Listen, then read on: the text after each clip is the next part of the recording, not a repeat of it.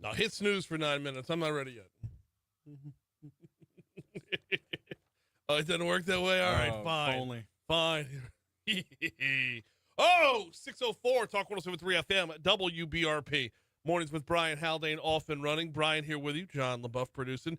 Getting you ready for Monday's show, and we got a hot one coming your way, and I don't just mean the forecast. We got a lot of ground to cover.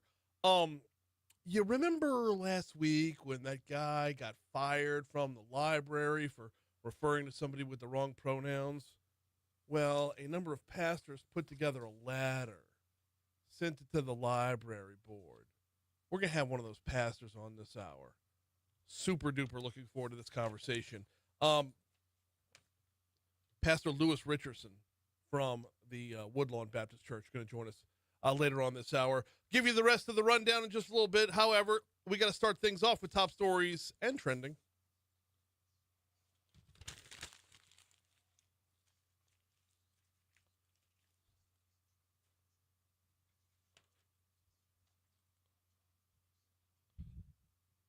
Number 5. Oh, did I forget to mention we're starting off at 76 degrees in downtown Baton Rouge? Okay, now we're covered.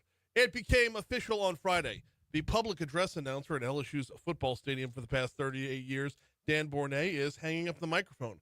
Bournet said that at age 79, it was time to retire. The university said there will be a search for Bournet's replacement. Number 4. Part of Perkins Road can be closed near Bluebonnet today while Entergy does some maintenance. Eastbound lanes are going to be closed at 10550 Perkins Road from 6 a.m., that was 6 minutes ago, all the way up until 6 p.m. That's 11 hours and 54 minutes from now. Entergy is working on a power pole. Number 3. Build Baton Rouge and the Cortana Corridor Economic Development District. They've released a rolling request for expressions of interest to solicit early-stage development ideas for projects along the Florida Boulevard corridor. Love this! Talking more about this in a little bit. The RFEI encourages developers, investors, and nonprofits to propose housing, commercial, or community-serving projects that advance the Florida Corridor Plan, a 2024 master plan for equitable redevelopment. Number 2. Members of a Louisiana task force sent to assist in the Texas floods return home Friday. The force, made up of members from the Baton Rouge Fire Department as well as Eastside Fires, Zachary Fires, and others, helped respond to the flash floods in Blanco County before helping with search operations along the Guadalupe River. Number 1. Probably not going to turn into anything, but we got another little X on the map, not calendar, on the tropical map. There are showers and thunderstorms associated with a small area of low pressure located about 900 miles east-southeast of the Lesser Antilles. They've increased some during the past several hours. As of right now, 20% chance of formation over the next 7 days.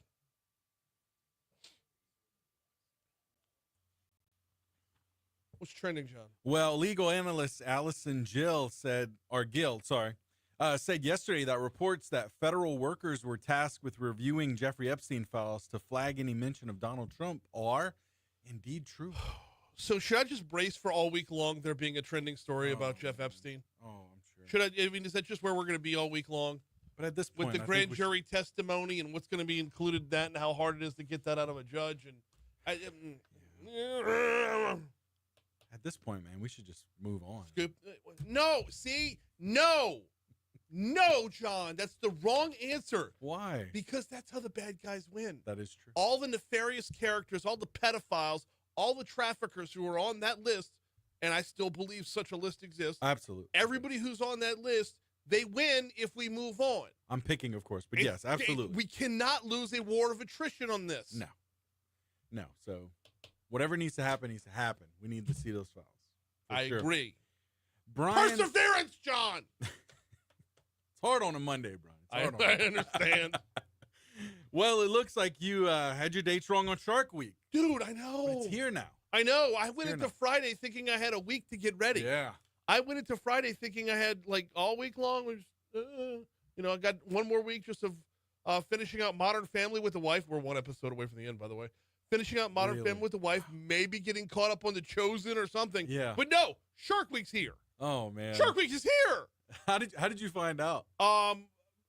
Honestly, I got a push notification to my phone. Oh, wow. I didn't realize I'd Wait. signed up for that. But yeah, Dancing with Sharks was on last night.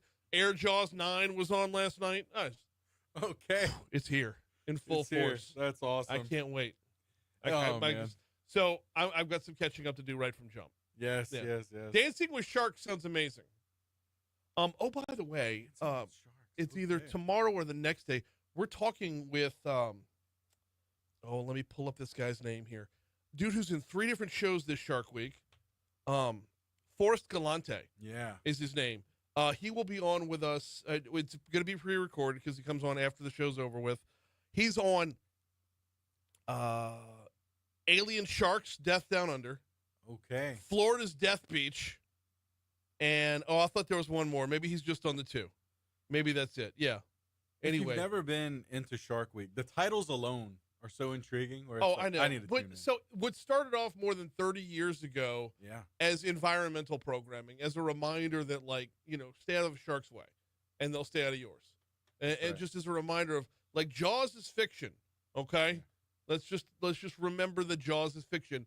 Also to stop the hunting of sharks, blah, blah, blah. It started off from an environmental standpoint. Yeah. Bringing some awareness. And it has grown and morphed into this carnival of, like, a proportion that P.T. Barnum would be embarrassed. Like the level of promotion and hype and hyperbole and just the Alien Sharks, Death Down Under. That's what I'm talking about. I'm here for it. I am. And see, at the end of the day, there are still the messages that go along with it. Yes. There are still the marine biologists that play into this. There are still the environmentalists that play into this. There are still good, solid wildlife biological messages or wildlife biologists that have their message to share. I get that. Yep. But you have to sift through things like Florida's Death Beach. Hey. Well, Brian, we've also got one more trending story. Well, we've got the alligator end of the shark-alligator rule here. Though we don't have his name, an officer in Bruley is going semi-viral for a pic floating around social media of him wrangling an alligator. I saw that. And interestingly enough, it was WDSU out of New Orleans that had the pic. I know. It's shout out to Patrick for sending that to me on Facebook. Yeah. And don't have the officer's name. About a 5-foot alligator. It'll put a hole in you. Nonetheless. Yeah, I was gonna say nonetheless. Yeah, you don't leave your appendages flailing about with this guy. I don't think he'd kill you. I mean, he'll take some chunk. damage though. He'll take a chunk for sure. I told you I'd give you the rest of the rundown in just a minute. Let's do that right now. We're talking with Pastor Lewis Richerson coming up 30 minutes from right now. About 20-something minutes from right now. In the 7 o'clock hour, we got Medical Monday coming your way at 7:15. Lobby is pushing pause this week. Will Green stepping aside this week to open up the door for Bryan Hanks, who just wrote an op-ed on the coastal lawsuits. Fantastic stuff.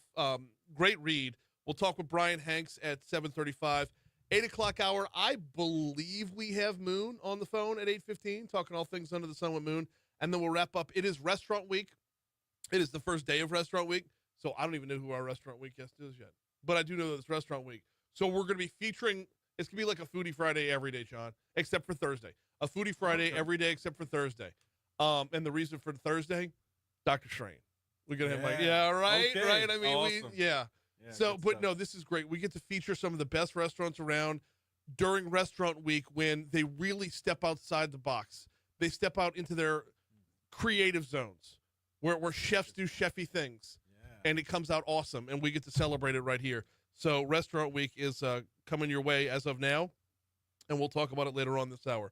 Right now, we got a quick break. When we come back, UFC 318 was in New Orleans, and by all accounts, a success. We'll cover that next. Did you download what I sent you?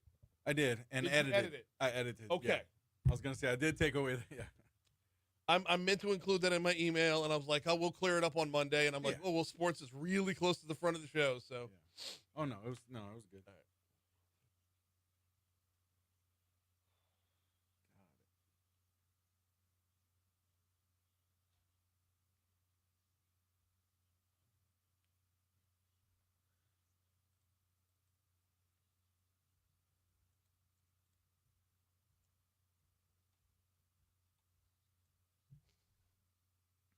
Poirier lost, but Oh, no. nonetheless. I lost $1. Oh, man. I know. crap. I don't know UFC, so like I'll put a buck on Like Dustin Poirier, $1. and I put a buck on Rory McIlroy. So I went 0 for 2 in the weekend. Okay. Yeah. Rory McIlroy to win the British Open Yeah. in golf. Okay. Yeah, Okay. yeah, I lost $2 this weekend. Damn it. Dang, man.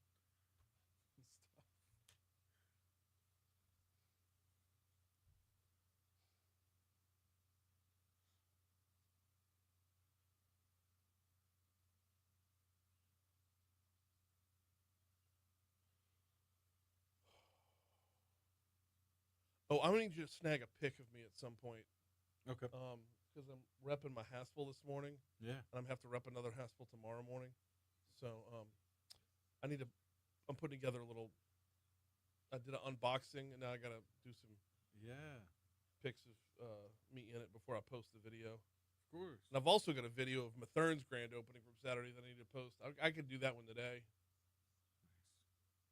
So I'll just take a random picture. No. I'll because I want the side by. It's got to be top to bottom. Oh. Okay. So, because the light purple with the dark pants. Yeah. The pants aren't Haspel, but Still, yeah.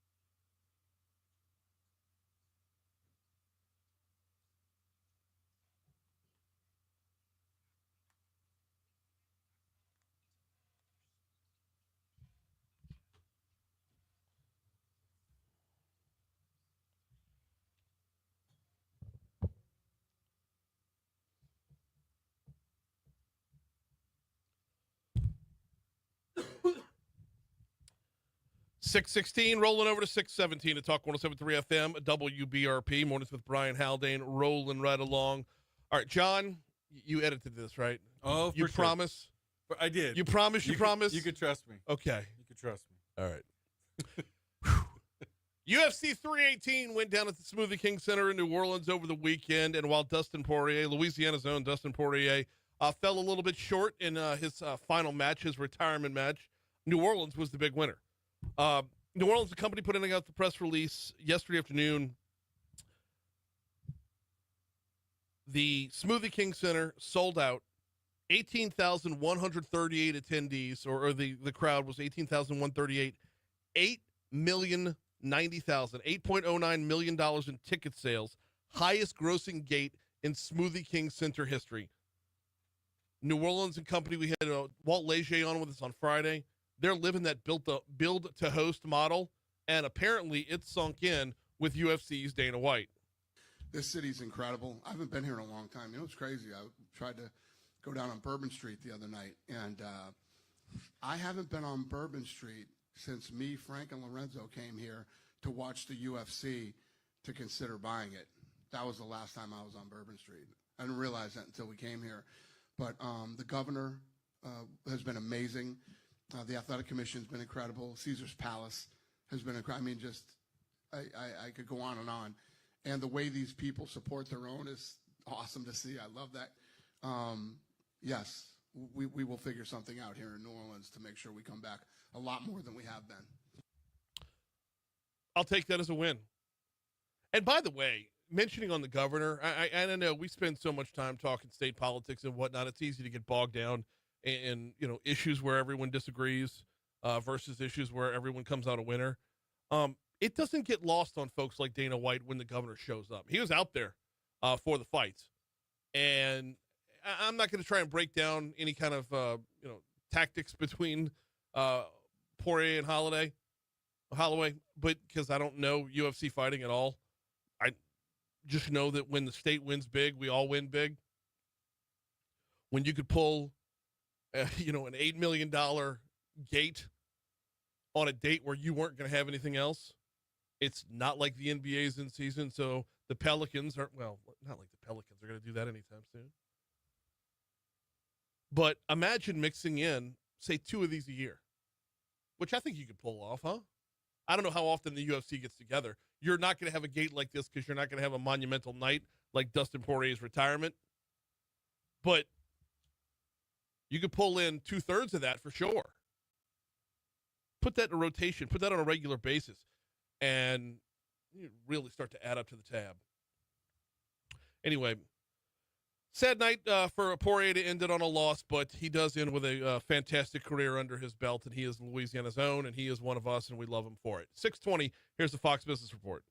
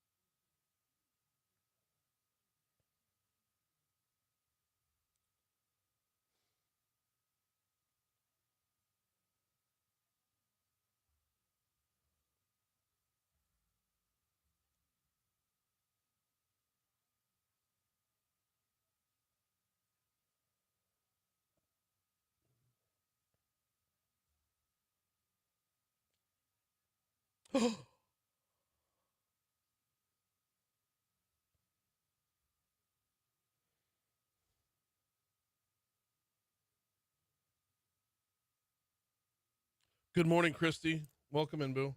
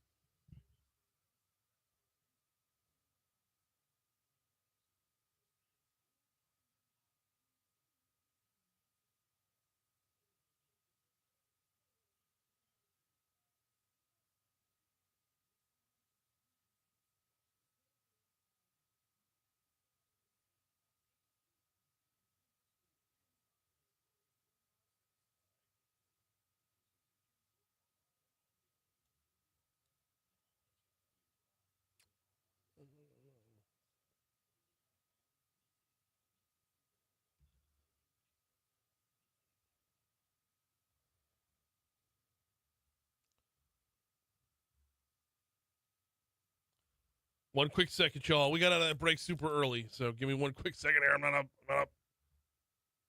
You? Okay. Starting off your morning from the traffic center, you're going to find a little bit of volume on 12 westbound as you approach the 10-12 merge. Delays will start back around Essen Lane and continue up through as you get closer to the merge. Backing things up on 12 westbound to Denham Springs, we're actually looking good back by Range Avenue. Normally by this time you would have added volume, but we're solid on that front. However, if you move over to Florida Boulevard, Florida at is that 4H Club Road? Yeah, Florida westbound at 4H Club Road. Looks like it's a lot heavier than normal right now. Not enough to make you want to change your route, but just be aware of it. Meanwhile, over on I-10 westbound coming in from Prairieville, we are golden. I-10 eastbound coming in from West Baton Rouge, we are good to go. I-110 is good to go in both directions. You heard in top stories and trending, Perkins Road at dadgummit. Perkins Road at Bluebonnet going to be closed down today as Entergy is working on a power pole. So be on the lookout for that on your surface streets. Also from your surface streets, and this is from well over an hour ago, an accident Florida at Monterey. That's your look at traffic from the Talk 107.3 Traffic Center.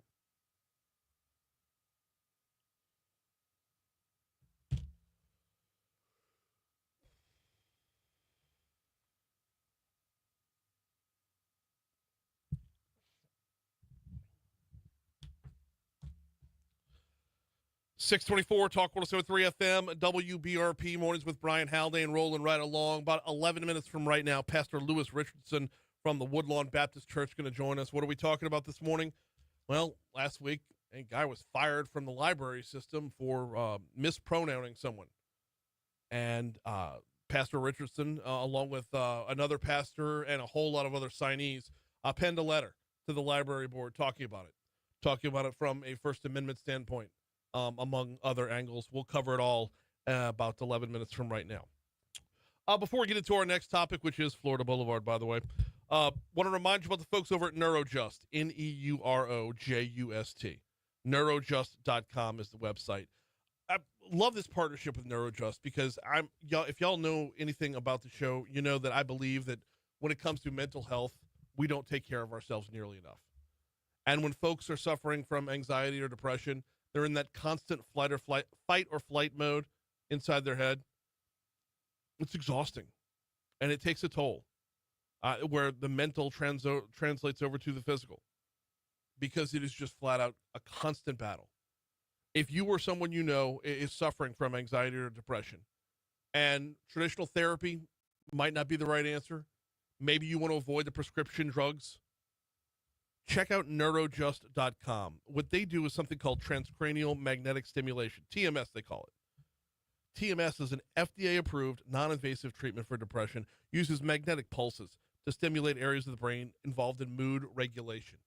You get together with them for a couple of handsful of sessions, and what they have the results to prove, like to back themselves up. TMS has shown response rates of 70 to 80%, remission rates of 60 to 70%. It's been catching on nationwide, and it's right here in Baton Rouge now. Check them out online at neurojust.com. Story in Top Stories and Trending about the Florida Boulevard Corridor Project. I absolutely love the story because it brings the project back to the forefront. Grabbing it from Friday afternoon's Daily Report, the PM Report. Build Baton Rouge and the Cortana Corridor Economic Development District have released a rolling request for expressions of interest to solicit early-stage development ideas for projects along the Florida Boulevard Corridor. The RFEI encourages developers, investors, and nonprofits to propose housing, commercial, or community-serving projects that advance the Florida Corridor Plan, a 2024 master plan for equitable redevelopment. The corridor is experiencing momentum from public and private investment, including the 3.4 million square foot Amazon Fulfillment Center, the new Rouse's and Aldi grocery stores, Move EBR enhancements, and planned bus rapid transit, or BRT, connections. The Metro Council unanimously approved the Florida Corridor Plan for a 12-mile stretch along Florida back in September. Quote, Florida Boulevard has always been a backbone of Baton Rouge, and today it stands ready for a new chapter, one that connects communities and restores vibrancy to this vital corridor. That's CEO of Build Baton Rouge, Deidre D. Robert, said in a prepared statement. Furthering the quote, we want to collaborate with visionaries who see potential in every vacant lot, every corner store, and every block that deserves reinvestment. So the plan is being financed through a number of TIFs, tax incremental financing. That district was established back in 2021 around the Amazon Fulfillment Center. So basically what we're looking at here is, how do we take Florida Boulevard, once the vital artery through Baton Rouge, which I don't think anybody would argue is in complete disrepair right now. How do we take Florida Boulevard and bring it back to its 100% life? There are a number of projects. Amazon's a big one. Amazon's a big one for sure.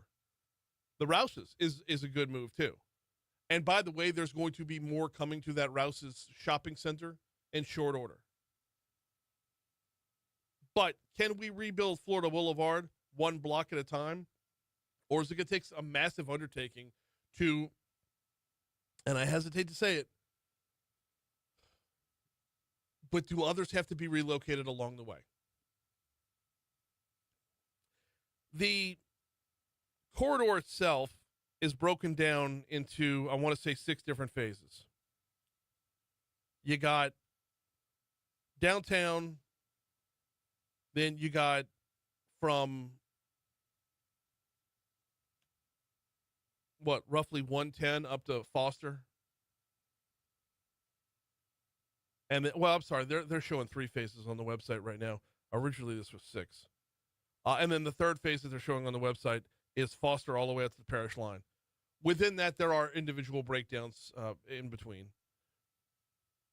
But when you look at what currently exists on Florida Boulevard, there's a number of things that have to happen. First and foremost, and I think this should go without saying, as someone who takes Florida Boulevard regularly, fix the dadgum road. You can't keep filling in potholes and buckles in the road. The number of tires I've gone through, because once you get up to speed on Florida Boulevard, you hit a buckle, now you're putting a bubble in your tire. Like, fix the road first and foremost. Once you fix the road, or while you're fixing the road, we've got to look at, if you want development, you've got to look at what exists already. There's no nice way to say around this, but the businesses that exist on Florida Boulevard right now, Amazon and Rouse's aside, but how many businesses exist where you would want to put your business right next door to it? Then you have to open up the door to the whole gentrification talk, which we'll pick up at another time. But I'm glad to see the corridor project is back in the headlines. Here comes news.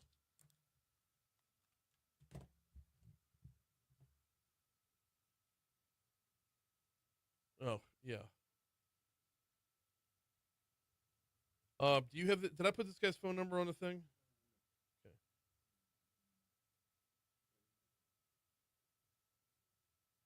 Yeah.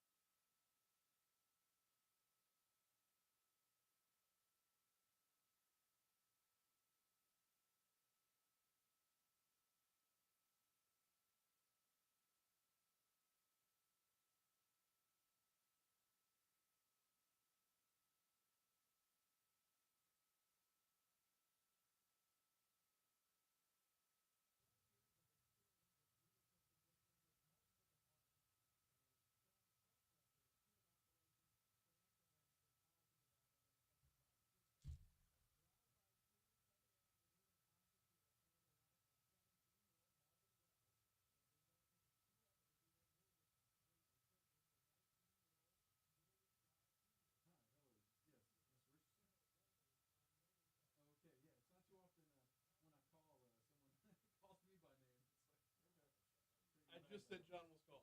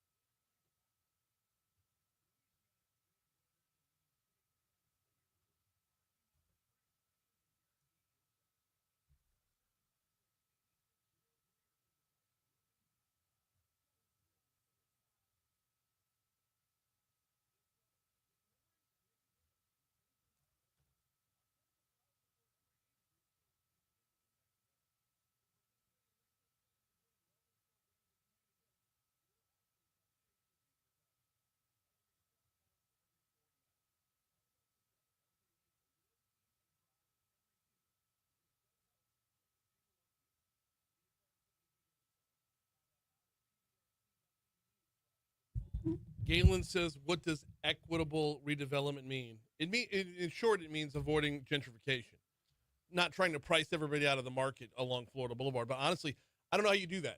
I don't know how I mean, up and down Florida Boulevard, how many one property or one lot car dealerships do you have that they're like used cars that that don't have like a brand name behind them? You know, they're just, how many pawn shops do you have? How many used tire shops do you have? And are you putting your business up next, are you going to move your business in next to a used tire shop?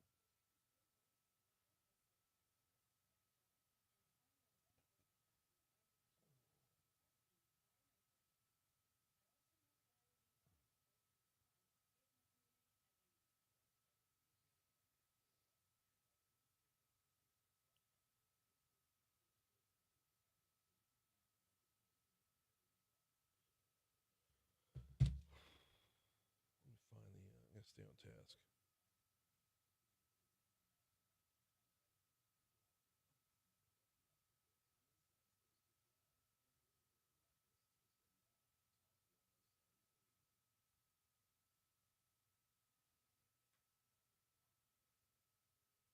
We're probably gonna go all the way to 50, by the way.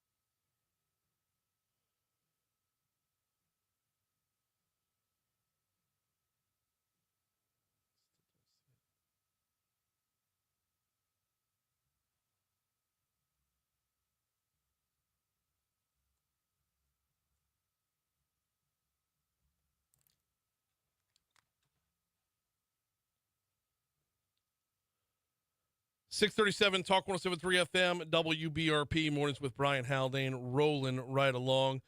So as we were heading into last weekend, a story was gaining a little momentum here, and I'm going to read from WAFB's version first. A tense exchange erupted during Thursday's East Baton Rouge Library Board meeting as a group of local pastors demanded the reinstatement of a former library employee who claims he was fired for refusing to use a co-worker's preferred pronouns. Pastor Lewis Richerson led the charge during the public comment portion of the meeting, voicing support for Pastor Luke Ash, who says he was terminated earlier this month. Ash alleges he lost his position because he refused to refer to a colleague as he, citing his religious beliefs. Quote, "We believe there are two genders that God created. So asking me to affirm something contrary to the word of God is asking me to violate the text, scripture, and deeply held religious convictions," Richardson said. So they penned a letter to the library board. Within that letter, it opens up a number of different arguments. And here to talk about those arguments is Pastor Lewis Richerson. Good morning, sir. How are you? Hey, Brian. Good morning. I'm doing fantastic. How are you? I am well. Glad to have you on. Glad to be talking about this morning, if for no other reason than it forces the conversation a little bit. So I know for those involved, it shouldn't be a matter of fodder for the rest of us. But here we are, so let's dive in. Let's rewind the clock a little bit to this meeting. What was your role in the interaction to step up for Pastor Ash? And Brian, my role in that is he's a fellow pastor, actually serves a church just a few miles from where I'm currently located. He had reached out to me the week when his engagements started with the library board, and I pledged to him at that point that, brother, whatever happens, please know that I'm glad to stand with you and support you in any way we can. So that's how my engagement with this narrative began. Talk to me about the letter. It was the main authors here are yourself and I believe this is David Goza, but the number Correct. of others have signed off on as well. Talk to me about what's in the letter. Brian, the letter is a compelling argument or at least I think it is, to the library board around a couple things. One, noting that this situation is a violation of religious liberty. Baptists have always been strategically connected to this conversation on religious liberty in the context of our culture. It was John Leland, a Virginia Baptist, who pledged his support for James Madison as he was running for a position in the U.S. House. And he says to Madison, we'll support you so long as you will support religious liberty. And we end up getting the First Amendment to the U.S. Constitution because of Baptist support. This is a subject that has been at the very heart of who Baptists are in this country. And flowing from that initiative of early Baptists, I felt compelled, along with Pastor David Goza, to speak to this issue. It is a religious liberty issue. We believe that the text of Scripture teaches and affirms that God created humanity, male and female. That's what the Bible says, Genesis chapter 1. This isn't merely, as I said in the letter, a theological claim. It's a biological and creational foundational truth. And we believe that forcing Pastor Ash, whether he is a pastor or not, but as a Christian, forcing a Christian employee to use pronouns that contradict this reality of Scripture is coercing them to affirm a lie. And you've heard Pastor Ash say he can't do that. So we said this is a violation of religious liberty. Then we said this is also a First Amendment crisis. The United States Constitution guarantees that Congress shall not make a law respecting an establishment of religion or prohibiting the free exercise thereof. We think what's taking place with Pastor Ash is, as we said in the letter, a textbook example of prohibiting the free exercise of religion. And Brian, if a Christian librarian can be fired in East Baton Rouge Parish for honoring his conscience in the teaching of the Scripture, then no one anywhere is safe in any public institution. And then thirdly, we said that this initiative by the Library Board of Control sets a very dangerous precedent for Christians in the public sphere. And because of that, we were compelled to speak. And I don't think our demands are unreasonable. We asked that the Library Board reinstate Pastor Ash. He moved here from Indiana, I believe, in February, drove a truck for the first month that he was here, and then got the job at the library to support his family. He's married, has 4 children. So we don't think expecting the library to rehire him is unreasonable. And secondly, we asked the library, we're demanding that the library change their policies that led to this, to do away with their DEI directed policies. We're talking with Pastor Lewis Richerson from Woodlawn Baptist Church. Okay, there's a lot to unpack within that, Pastor Richerson. Let's start with what you have between the violation of religious liberty and the First Amendment crisis. I feel like these two things butt up against each other, and yet at the same time they cross over each other as well. For example, the free exercise thereof with the First Amendment tells me that Pastor Ash should be able to exercise his religion. But at the same time, though, he took a job where they have an inclusivity policy. So did he not voluntarily walk into a place where he knew what the rules were stepping in? Brian, let me speak to that in 2 ways, if you don't mind. Don't mind. First, I've actually pointedly asked Pastor Luke about this narrative, and I want to be clear. At the end of the day, this is his story to tell, and I'm only telling it as it's his story of what's happened to him. I asked him specifically about this situation. He told me that when he was hired on, he signed a document, as I think most employers probably do. But he said on that abbreviated document, there are no statements related to this situation.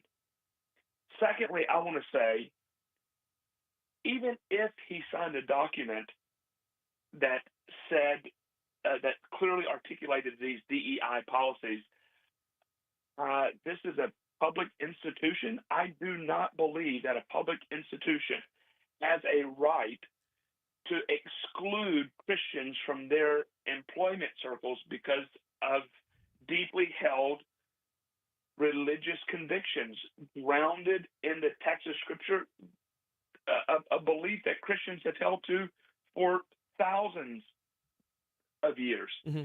So whether Pastor Ash signed something knowingly or he didn't, I want to be clear, he's claiming that this was not clearly articulated, that he was not told this ahead of time, that he only subsequently comes to learn of that, to me doesn't matter. The issue is the Library Board of Control has a policy that stands in direct contradiction to the religious convictions of Christians, and it makes it impossible for a Christian who affirms the biblical precedent that God created, and in that creation he made humanity male and female, a person that holds to that conviction, unless they're just simply willing to be totally silent, cannot work in the library system. And I think that is unconscionable. Should not be. And there's a wonderful story, by the way, from John Leland, Brian. Baptists supported in the election between Thomas Jefferson and John Adams. John Adams, a noted, committed evangelical. He was a Congregationalist. Mm-hmm. He was running for president in the second election for U.S. president against Thomas Jefferson. Jefferson more of a deist. And the Baptists end up supporting Thomas Jefferson because of his belief in religious liberty. And there's a wonderful story, you probably heard it before, of how John Leland worked with a group of pastors in the north, up in Massachusetts, I believe, or maybe even New York. And they worked with some farmers and took 930 cows, milked them, and put together a massive wheel of cheese. It's about 1,250 pounds. And they drove that piece of cheese all the way down to Washington and delivered it to Thomas Jefferson. And they did so to make a very specific point. Written into that piece of cheese was a very loud announcement, communication of what Baptists believe as it concerns religious liberty. It said rebellion to tyrants is obedience to God. And I believe Pastor Ash rebelling against this tyrannical DEI policy is obedience to God. Every morning when you wake up, it is your faith that fuels you. I have no doubt in my mind about that. And it is the same is true of myself. However, you're a Baptist, I'm a Catholic, and I can't expect you to adhere to Catholicism, and you can't expect me to adhere to the individual beliefs within the Baptist religion. So within that, where is the line between what we believe versus what others have to believe or adhere to? Well, Brian, first of all, I think when it comes to disagreement, I want to say in a larger narrative, we have lost the ability to disagree with people and to do so without launching ad hominem attacks. So why can't we disagree? Yeah. You can take a conversation about Baptist versus Catholic, and we can have a conversation on what role do we think tradition should play in religion, right? Or what's your belief about the Lord's Supper, the Eucharist, and so forth and so on. I can have a conversation with you about that and be very respectful and kind and gracious. We've lost that in the larger narrative, but both from our side, the Christian side, and from the other side. So I want to say up front, I just lament that in a larger way. The issue here for me is do what? Say again. Go ahead. The issue here for me is the fact that the library board is demanding of Pastor Ash that he respond in a certain way. Notice Luke isn't the one that's saying to the library board, well, I demand that you fire this person who is wanting to use a different pronoun other than the pronoun that relates to their God-given assigned sex at birth, and you've got to fire them if they don't use their correct pronoun. Luke's not the one that's saying that. Luke's just simply saying, I can't lie to this person. I refuse to lie to this person. And now we've gotten to the heart of the matter. One person is asking someone else to follow taboos, where the other one just wants everyone to live in peace. Am I reading you right there? Sure, that's fair. All right. That's I feel like that's kind of where this is left off. Where are we in the overall conversation? Well, of course, we went to the library board, made a plea to them. We have no indication from the library board that they're willing to change. They've not made any statements related to the situation. Of course, they want to couch this in this conversation of being, well, this is an HR issue, and they hide behind that, we can't talk about HR issues type of things. And that's just, in my opinion, that's a lack of courage on behalf of the board. I would like to encourage the board to take a strong stand and to say that this policy is wrong. Make a change the policy. And I think that we're going to have to keep the pressure on. Unfortunately, a lot of these public institutions will not respond unless they face a public outcry. And I am thankful that a number of people, the governor, the attorney general in our state, others, Tony Perkins from Family Research Council, and not Billy Graham, his son, Franklin Graham, spoke about the issue. Todd Starnes raised it on his program. So a lot of conversation locally and nationally. You, Brian, thank you for being willing to have this conversation. I think we're going to have to keep having this conversation and ask the Christian community and the larger community to speak to the library board and demand that they make a change in this policy. Well, we're not done having the conversation, but we are out of time for today. Wait, one more. You said you have spoken to Pastor Ash since then. I know he's not commenting to the media just yet, but how is he? How is he holding up right now? I think he's doing great, man. His faith is firmly set in who he is and his hope in the person of Jesus Christ, and so he's standing firm, and I'm grateful for his display of faith in that way, Brian. Absolutely. He is Pastor Lewis Richerson from the Woodlawn Baptist Church. If you have not yet penned the letter, a number of news outlets have it up in its entirety. I would recommend reading it. One of the parts that I took away from this, Pastor Richardson, was by firing Mr. Ash, the library system has sent a chilling message to every employee of faith: confirm or be dismissed. And I think, faith aside, as long as you have a moving goal line, you never know when you're crossing it. Exactly. Pastor Richardson, thank you for a couple minutes this morning. Hey, thanks, Ryan. Always. We ran right past your money now. Don't care. Quick break. Coming back next.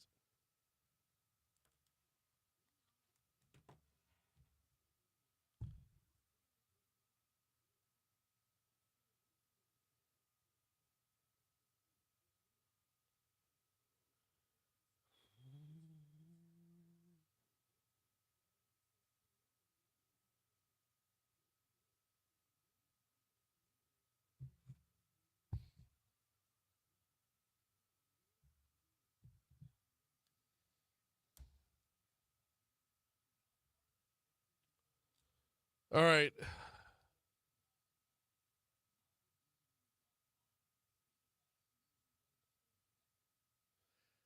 Galen, whatever happened to sticks and stones may break my bones, but words will never hurt me. We are firing people because of pronouns, ?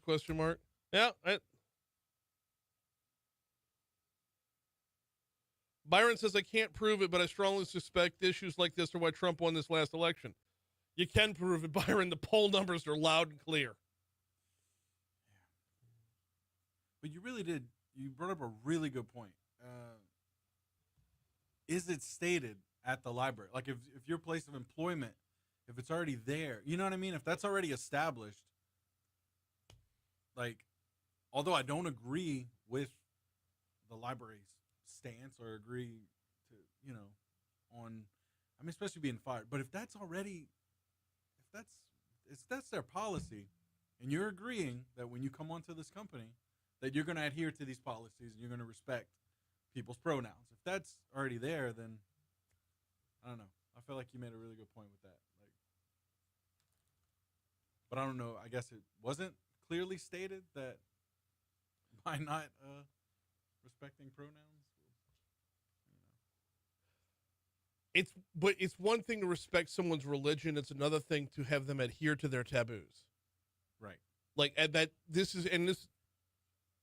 If you would ask someone to refer to them as different pronouns 10 years ago, 15 years ago, you would have been laughed out of the room. Right. And then this is why I brought up the final question about the moving goalposts. If as long as you're moving the goal line, you never know when you've crossed it. Right. As long as you're moving the out of bounds line, you never know when you've crossed it.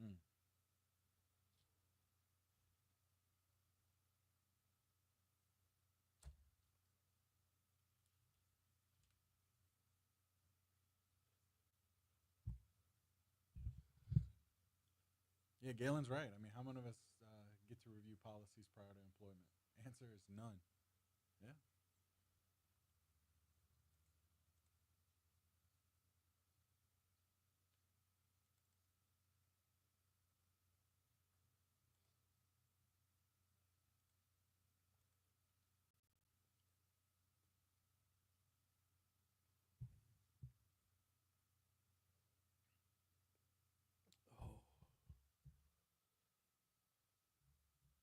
No, we don't slide into a Monday around here. We dive in head first. Oh my goodness gracious. Great stuff from Pastor Richardson. And look, that last question that I asked him, I guess it was more of a statement that I let him respond to, was flush your religion down the toilet. Okay? Forget about the religion part of this. As long as the out of bounds line keeps moving, you never know where you crossed it. And I think it was when it comes to a terminatable offense, like in the workplace, it's constantly changing. If you had told somebody 15 years ago that you'll be fired if you refer to somebody else by the wrong pronouns, you've been laughed out of the room. And I think the conversation over in the chat, the glorified crew over there at Facebook Live, by the way, we're on Facebook Live every single day. Hey, let me read you two comments real quick, and then we got to get on to other topics here. But two comments real quick. Galen says, whatever happened to sticks and stones may break my bones, but words will never hurt me. We're firing people because of pronouns. See, I think it's a great point. Is there not a middle ground somewhere that says, you go by these pronouns, we need to respect that you can live your life, but you can't demand of someone else that they adhere to your life? No more than if the pastor were to have turned around to the transgender person and say, I demand that you be baptized. You can't ask one to adhere to one person's beliefs, but not the other way around. Byron says, I can't prove it, but I strongly suspect issues like this are why Trump won this last election. I completely disagree with that, Byron. You can prove it. Polling numbers are there. And the reasons for within are there as well. You know what? I said we were going to get to other news, and John just gave me the 2-minute sign. So we're not going to get to other news. No, it's a hot one. And it's a bigger conversation to have. And damn it, we need to have it respectfully to all sides included. We need to have the conversation for sure. And I always tread lightly on things like this because within the different denominations of Christianity, I know that my beliefs and Pastor Richardson's are not 100% in lockstep. And I, as a Catholic, I'm constantly aware that when you open the door for our faith to be dictated through our government, one way or the other, I'm always worried about the repercussions. So, good stuff right there. Good stuff right there. And that conversation is absolutely going to continue. We got just a minute before news. Do need to remind you about the folks over at Landmark Bank. LandmarkBankLA.com is the website. LandmarkBankLA.com. Where do you find them? Well, LandmarkBankLA.com is where you find them online. Where do you find them in real life? In the surrounding area. They are a community bank. Whether you're in Zachary, Bruley, Denham Springs, Clinton, there's a handful of other locations as well. Go to landmarkbankla.com, look them up there. You'll find the full list of locations. You'll also find the full list of what they're capable of, which is roughly everything. Founded in 1897 as a community bank, 2025, they're still a community bank, which means you don't just get a bank, you get a banker. Landmarkbankla.com. Personal banking, business banking, they've got you covered. Need to borrow, want to buy a house, need to add on, unexpected expenses pop up, landmarkbankla.com. Want to dive off the entrepreneurship cliff, landmarkbankla.com. They've got you covered. All right, quick break. News, traffic, weather, hour two's next.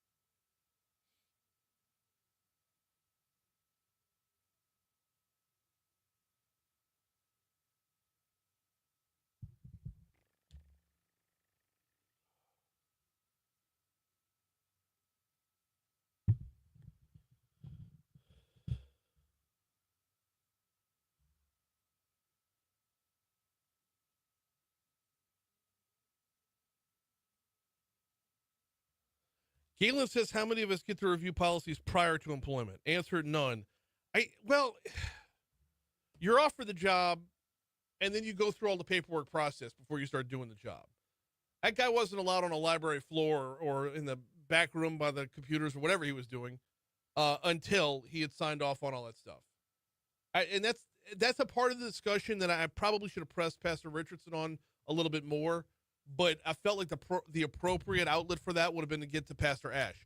Once he comes on, and I'm sure he'll talk to the media eventually, but once he comes on, the question is, why did you put your name to this if you didn't believe in it?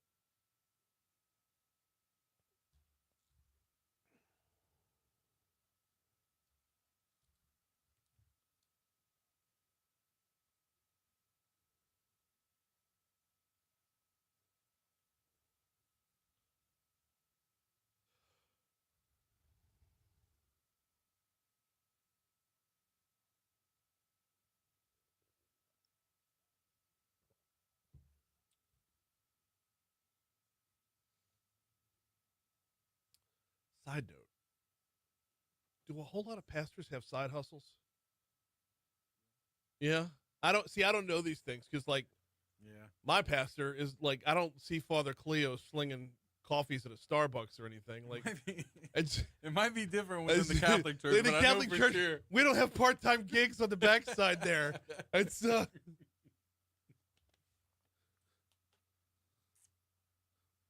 putting little crosses in the top of a latte.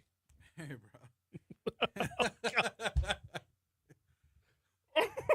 Dude, struggle, man. Oh, Struggle's no. real. Oh. The struggle's real.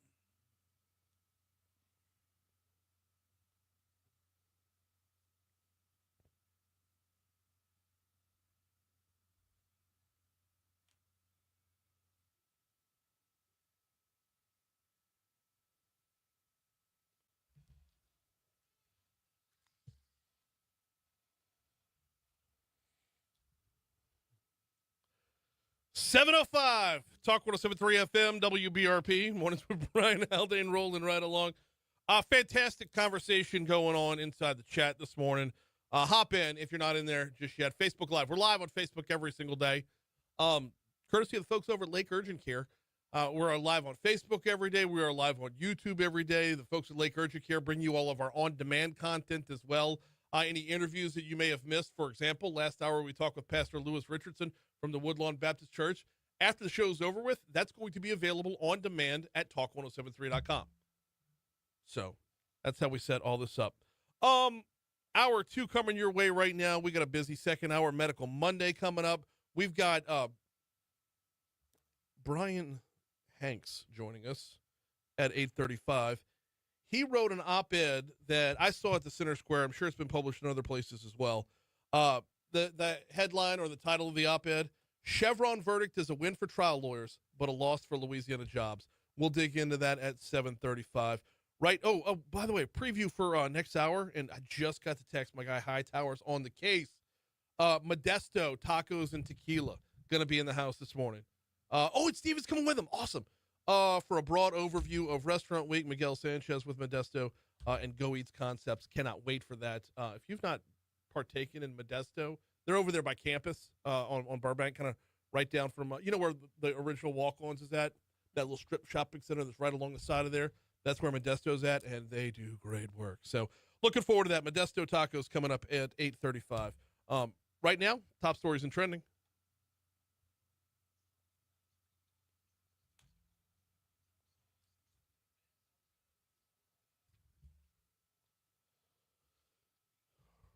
Number 5. I'll tell you what everybody's talking about. They're talking about that last segment. That's what they're talking about.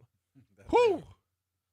Seriously, if you missed it, it's going to be available at talk1073.com. All right, enough promoting of that. Number 5, it became official on Friday. The public address announcer at LSU's football stadium the past 38 years, Dan Bournet, is hanging up the microphone. Bournet said that at age 79, it was time to retire. The university said there will be a search for Bournet's replacement. Number 4. Part of Perkins Road can be closed near Bluebonnet today while Entergy does some maintenance. The eastbound lanes at 10550 Perkins Road, they shut down about an hour ago. They will remain closed until 6 p.m. Entergy is working on a power pole. Number 3. Build Baton Rouge and the Cortana Corridor Economic Development District. Cortana Corridor Economic Development District, the CCEDD.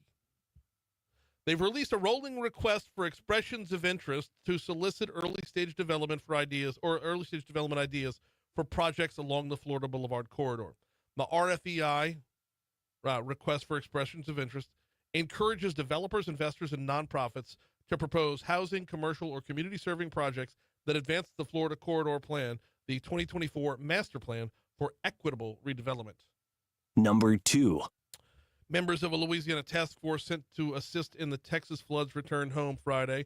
The force, made up of members from the Baton Rouge Fire Department as well as the East Side Fire Department and Zachary Fire Department, helped respond to flash floods in Blanco County before helping with search operations along the Guadalupe River. Number 1. Number 1 takes us out to the tropics for what is probably going to turn into nothing, but we check on it anyway because that's what we do during hurricane season. There's a disturbance in the Atlantic right now. Showers and thunderstorms associated with an area of low pressure located about 700 miles east-southeast of the Lesser Antilles. As of right now, there's a 20% chance that this becomes a named storm. If it does, the storm, it looks like it would be moving in the direction of, say, the Dominican Republic. But as of right now, way too early to predict anything. It's just every time an X pops up on that map, we like to report on it to stay a step ahead of the game.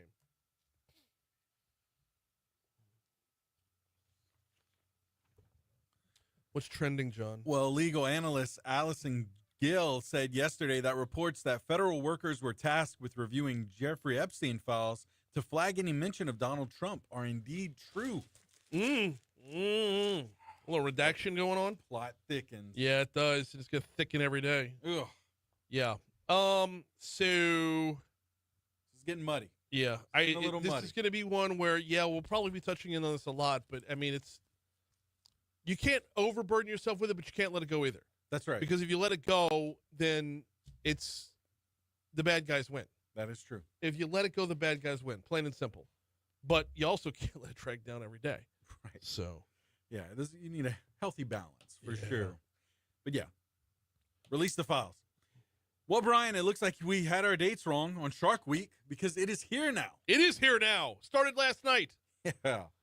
Started last night with Dancing with Sharks. Dancing with Sharks. How is that? Okay, no. What are we? I'm behind already. I'm behind the 8 ball Oh, already. Okay. We were out at the pool with the fam last Yeah. night. Threw some hot dogs on the grill. Maybe a little. Nice. Have you ever had deer boudin? No. Like DEER, not like the beginning of a letter. Like dear boudin, I love you. Dear Boudin. That's a country song right That there. is. We need David St. Remain to write that. That's Dear it, man. boudin. We got it. We were at the pool and we came home and everybody was just wiped out and tired. So the wife and I were watching. We've been trying to watch Modern Family. Yeah. So I was like, I can watch Shark Week later on. I've never done that on the opening night of a Shark Week before. I was just that exhausted. But last night they had Dancing with Sharks. They had Air Jaws, The Hunt for Colossus. Oh, man. I know. And Great White Assassins. Great White Assassins?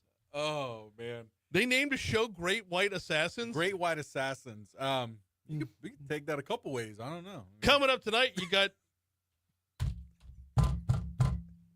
Great White Sex Battle What? at 7.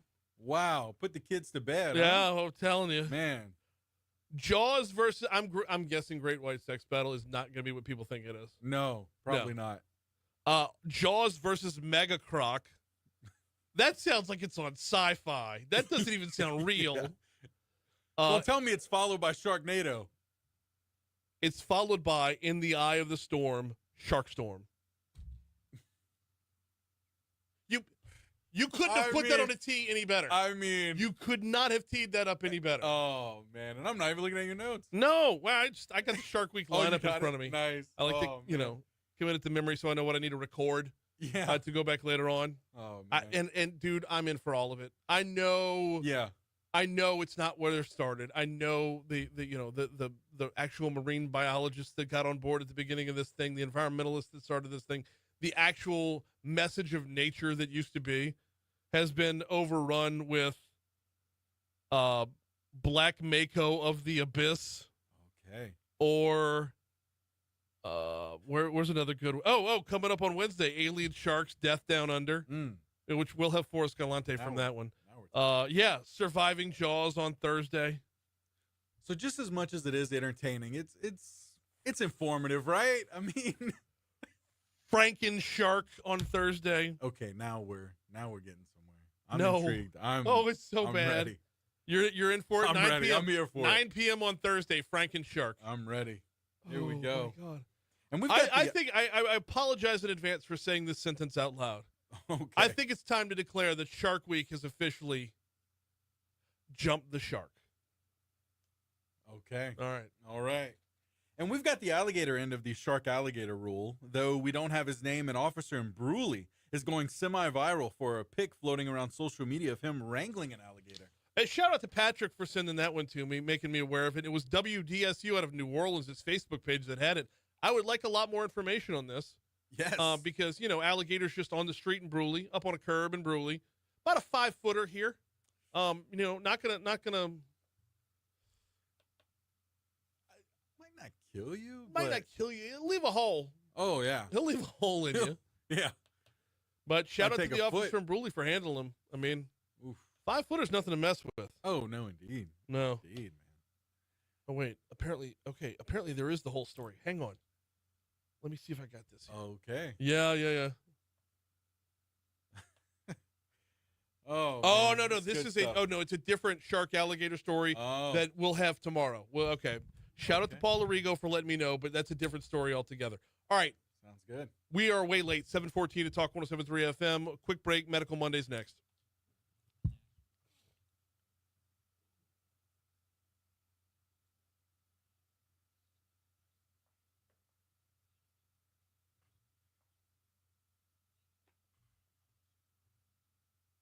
Yeah, I'm definitely gonna have to get on Shark Week.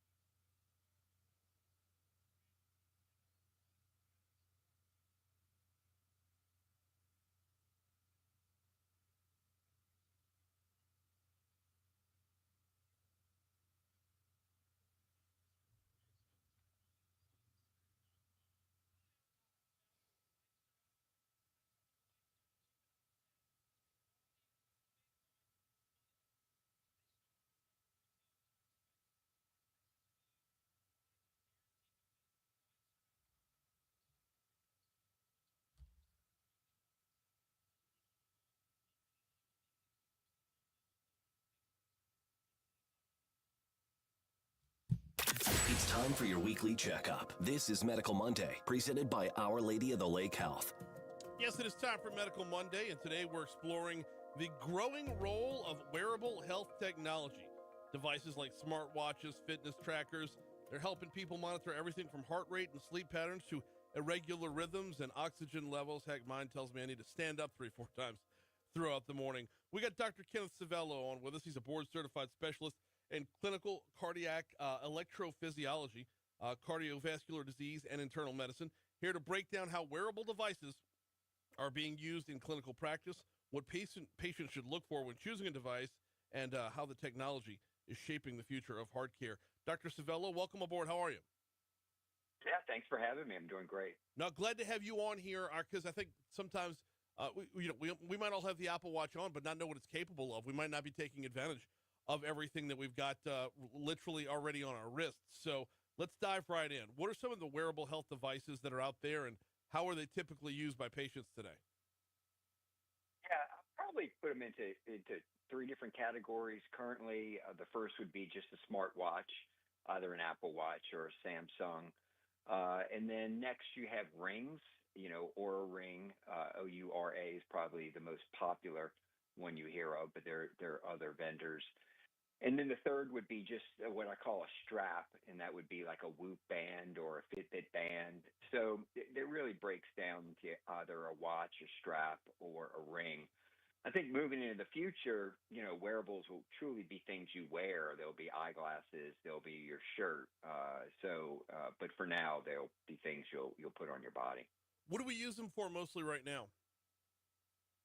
Yeah, for right now, mostly the indications are going to be, hey, let me look at my sleep quality. They can track stages of your sleep, how much REM sleep you're having, how much deep sleep, how much light sleep. They can look at how much stress is you're experiencing by analyzing something called your heart rate variability.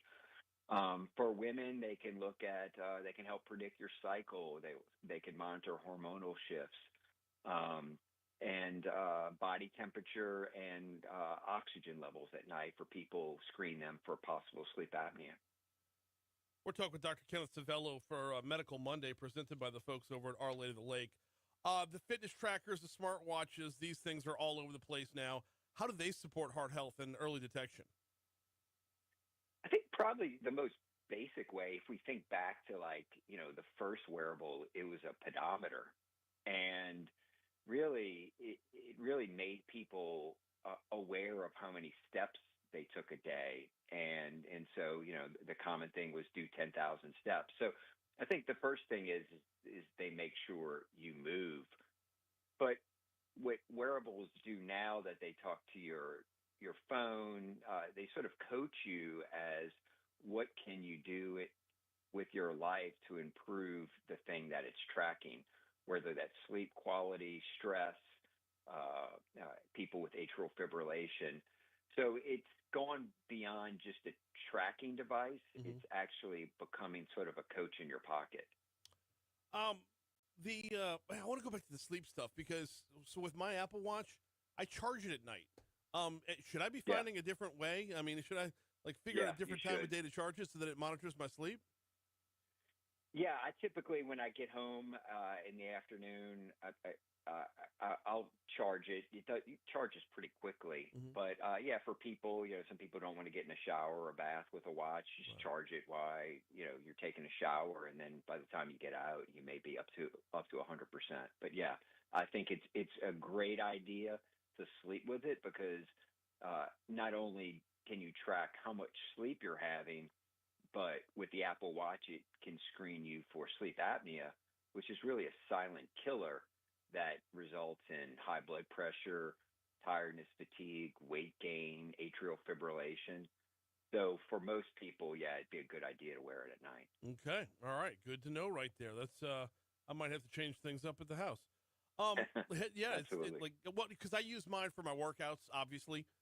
It does give you the reminder you're supposed to stand up a certain number of times throughout the workday and whatnot, and it is a very friendly reminder. It does remind oh yeah, I have been sitting here forever. and Yeah. the calorie counter, we the all heart know rate. what we're supposed to do. Right. Yeah, we all know what we're supposed to do, but having someone tell us is a little bit different. Yeah, the calorie counter, the heart rate, everything during the workout. It's awesome for all that. So why not add on to it? What are we looking at Exactly. as far as exciting advancements and whatnot when it comes to wearable technology? What are you seeing in healthcare right now that we might be on the lookout for next? Yeah, I think for me the most exciting is probably blood pressure. Blood pressure's kind of been the holy grail of how can you do that non-invasively. There's recently a band called Hilo, Hilo, that was FDA approved for non-invasively tracking your blood pressure with a wearable. So that's probably the most exciting. As you might imagine, there's millions of Americans who have undiagnosed hypertension. There's another band called Whoop. It's a pretty popular band, but they actually just got slapped by the FDA. They have a feature called Blood Pressure Insights. And, in full disclosure, they said from the very beginning that, they're not a substitute for your doctor. They do not diagnose high blood pressure, but they're pretty close into looking at the trend of your blood pressure throughout the day. The FDA didn't like that claim and so kind of slapped them on the wrist. But as a doctor, I sort of realized that, maybe people are getting their blood pressure checked twice a year when they see a doctor if they're lucky. Mm-hmm. So if there's anything that a wearable can do to shine a light on maybe something's wrong, I'm all for it. So I guess I thought the FDA was a little bit strong on their slap on the wrist of Whoop. How accurate are these things? The ones that are FDA approved are very accurate. I mean, in order to go through the process of FDA approval, you obviously have to meet so many standards. So when you're talking about heart rate, measuring your heart rate variability, looking at your oxygen levels at night, they're very accurate. I think with this new Hilo band, I think the blood pressure is clearly accurate. But I don't feel like a wearable needs to be spot on accurate to 1 to 2 millimeters. I think if it's putting you in the ballpark, it may clue you into that there's something wrong. So for the most part, most of the vital signs we look at are accurate, but I think blood pressure may be a little bit different. We've got Medical Monday going on right now, of course, presented by the folks over at Our Lady of the Lake. And we're talking with Dr. Kenneth Savello about the wearables and how they can help out with some different, health-related items. Let's talk about the folks who, might have chronic conditions already, high blood pressure and the like. How can wearable devices help them manage their health more proactively? Yeah, I think that really the first kind of medical condition that showed up that has been FDA approved for treatment is something called atrial fibrillation, which is an irregular heart rhythm that a lot of Americans have. And as you get older, you become more and more at risk for that. And so most of these devices have something called irregular heart rate notifications set on them. So they are just passively monitoring your heart rate. And if they notice an irregularity in the heart rate that seems consistent with atrial fibrillation, they'll alert you, hey, you may want to see a doctor because your heart's been fast or your heart's been irregular. So for people who either are at risk of having atrial fibrillation or at an age where, most people really over the age of 60 are at risk for it, it's a good thing to have just to passively monitor you to make sure you don't have that disease. And then we already talked about sleep apnea, which I think is a big one. Can they talk to you? Like, how do wearable devices support doctors to help you along the way with diagnosis and decisions? It's a great question, and we are starting to move from, I guess, wearables, consumer wearables, going through basically what we call a physician dashboard. So you can then look at that information. The problem is that unless something is FDA approved, most doctors are not going to believe it, really, maybe even out of convenience. Okay. But and then you really can't bill for it. There are codes that CMS, the government, have out there that if you review someone's 30-day summary of their oxygen levels or their heart rate, there is a small billable diagnosis that goes with it. But I would say there's not a lot of doctors who are using that. I think it's mostly just insightful to the patient. But I think as we move forward, it's going to be a big deal, especially when you start talking about blood pressure. Yeah. And I would say I can get more out of a 30-day summary of your wearable than I can out of a 30-minute visit with you in the room. So I think they're important. Well, yeah, I mean, you can track, how active someone is, whether they're actually getting up, moving around, walking, racing their heart rate. That sleep trackers that you're talking about are unbelievably important as well. To me, that sounds like it would be useful stuff. Yeah, it would be. And yeah, I mean, when someone comes in your office and, you see them for 20, 30 minutes and you go, "Oh, how active are you?" "Oh, I'm pretty active, doc," and Yeah, let's see. Show me the receipts. You pull up there. Yeah. It's or how are you sleeping at night? And you see that, they're not getting any REM sleep, or they're staying up at, late at night. Mm-hmm. And then you can really start honing in on things like, hey, what can we do to improve your sleep quality, or what can we do to, lower the stress in your life if you notice heart rate variability is really low. So I think the 30-day wearable summary probably gives me more information than a 30-minute visit does. Good stuff. We just got a minute or so left with Dr. Kenneth Savello for Medical Monday. All right, let's talk about the folks that have not yet bought a wearable health device. What advice would you give for someone getting into this for the first time? That's a hard one. I would say first pick, what do you want? Like a ring? Like a lot of people don't. They have a watch. They like their watch, and maybe so a ring is good for them. For some people, they actually don't like the idea of having an Apple Watch because they don't want it in their, they don't want to be constantly bombarded by text messages and notifications. So for those people, maybe a strap is good. So, like a Whoop, WHOOP band is good. And then if you're someone who's, in the, Apple ecosystem, obviously an Apple Watch is good. Or if you're someone who has an Android, the Samsung is probably the Samsung watch is just as good as the Apple Watch is. So I think it's really what your preference is. Yeah, I know. It takes a while to set up the notifications to make sure not everything goes through to the watch because you just don't need that bombardment. Yeah. But if you turn it off on your phone from the get-go, you can manage that for sure. In the meanwhile, if somebody wants to learn a little more, where can they call to set up an appointment? Yeah, I'm at the Arleo Lake, Louisiana Cardiology, and so they can call and make an appointment. I also, anyone's on LinkedIn, I do put out a newsletter on wearables that you can find it under my name, or just KennethSavellomD.com. And yeah, it's I feel like wearables are the future of the next way we're going to improve healthcare. So I'm pretty excited about it. Call us for that appointment, 225-767-3900, 225-767-3900. He's Dr. Kenneth Savello. Thank you so much for a couple minutes this morning. Great stuff. Great. Thanks for having me. Of course, that was a pre-recorded segment. I always forget on the front end that I'm supposed to disclose that, but we do on the back end. We are back live now, though, and we're going to take it the news, take it the traffic, take it the weather when we come back. Let's talk about the coastal lawsuits with Bryan Hanks next.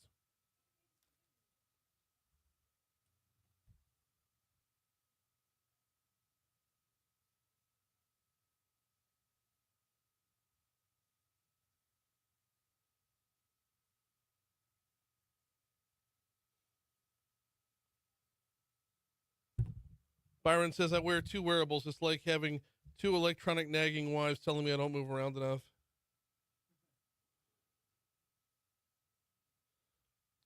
See, that's the thing, though. I move around a lot. I work out like a beast. I do. It's the eating and the drinking and the awful sleep habits. I honestly think, in this order, I think it goes sleep habits, drinking, then eating. as far as what's wrong with me. Because I think if I had better sleep habits, I would have better eating habits. Right. I eat because there are times where I'll eat because I'm tired, which I know doesn't sound like it makes sense, but food is fuel. Oh yeah. So, by the way, lovers of New Orleans history need to be dialed in for this day in history. Okay. And conversely, or along with that, not conversely, along with that, fans of JFK conspiracies. Yeah, there's your tease right there.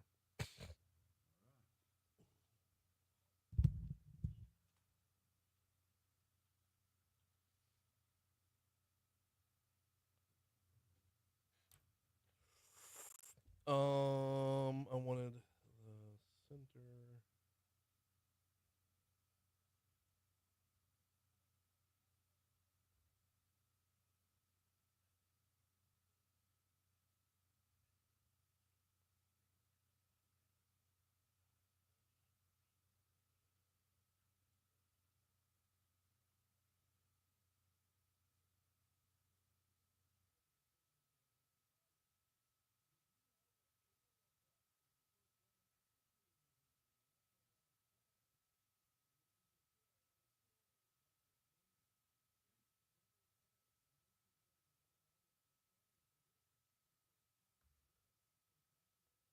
Sure.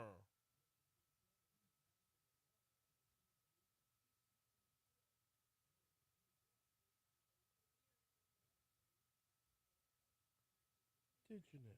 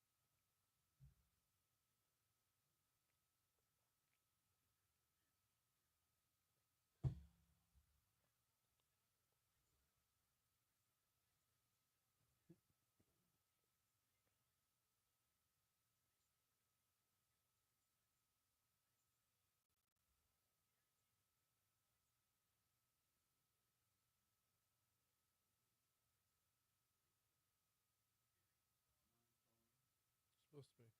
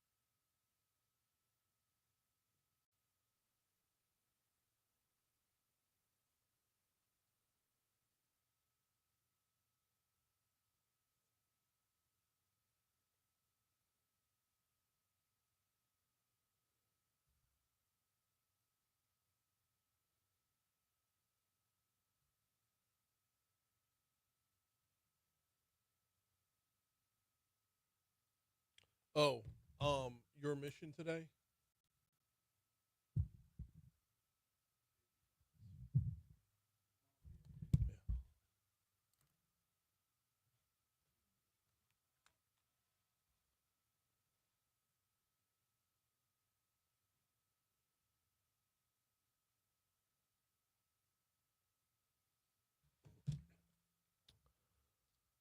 736 Talk 1073 FM, WBRP. Mornings with Bryan Haldane rolling right along. Programming note just confirmed.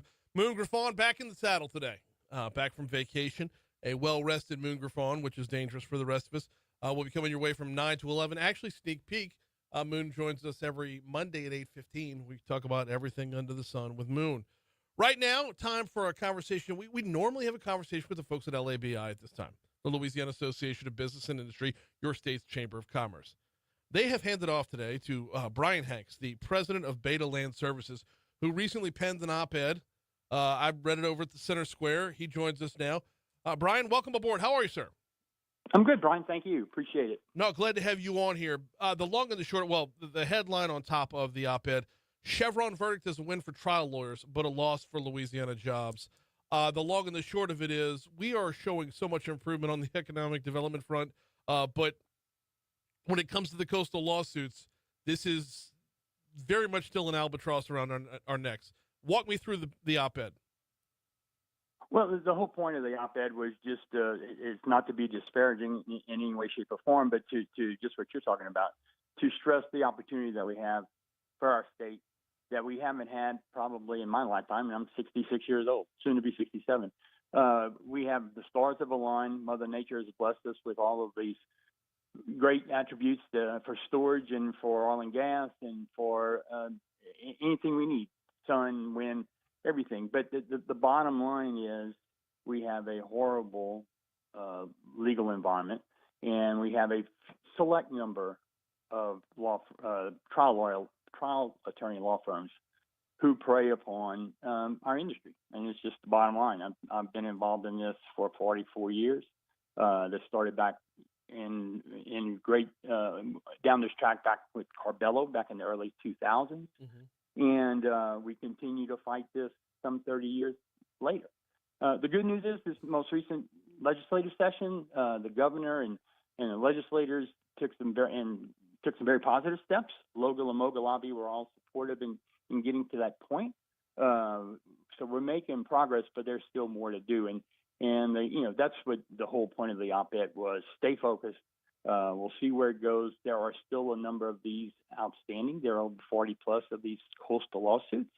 And so we have a Supreme Court date coming up to see whether or not it should stay in the state courts versus the federal courts. That'll be a huge ruling as well. So there's a lot of game left to play, but to focus on the positive and all of the opportunities that we have here. We're talking with Bryan Hanks, the author of this op-ed, this recent op-ed, which is titled "Chevron verdict is a win for trial lawyers, but a loss for Louisiana jobs." Bryan, let's get inside the oil and gas industry a little bit and talk about what that industry means for jobs in Louisiana when it comes to number of people employed, number of indirect jobs, and overall bottom line here. Yeah, I mean, as op-ed said, it represents about 346,000 jobs in oil and gas industry, which is 13% of the Louisiana workforce. Contributes more than $54 billion annual to the state income. And for every one job in industry, it creates nearly 3 more jobs as support in other industries.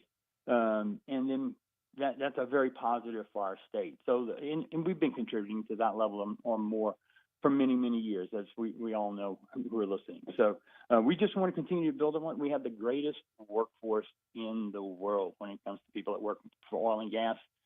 And we have applied those skill sets literally across the country and across the world. And it's a skill set that's in demand. So that's why you have the interest that you have here. People love to work. They work and they work hard. And so we just want to make sure that that's the headlines and that's what grabs the attention of people in these companies and not get sidetracked by some of these legal matters that keep popping up.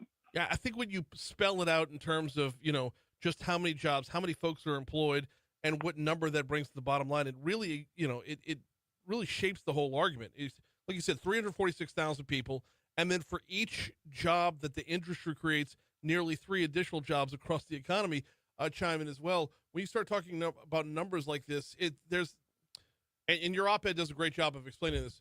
There's a certain point where you need to stop and say, we want to be an energy state, and start to say, we are an energy state. There's no getting around who we are. That's correct. That's correct. I mean, so our population's what, 4.5, 4.6 million people? Mm-hmm. And just with that and the related jobs, you're over 1 million people, 1.3 million people. So that's a tremendous impact on our entire economy, contributing from this industry. And people want to get in it, and we want to make it attractive for people and for the young people to get into it and want to stay. That's the deal. We've got all these unbelievable jobs coming, and give them a chance to stay and keep our family heritage and keep our culture and all of this.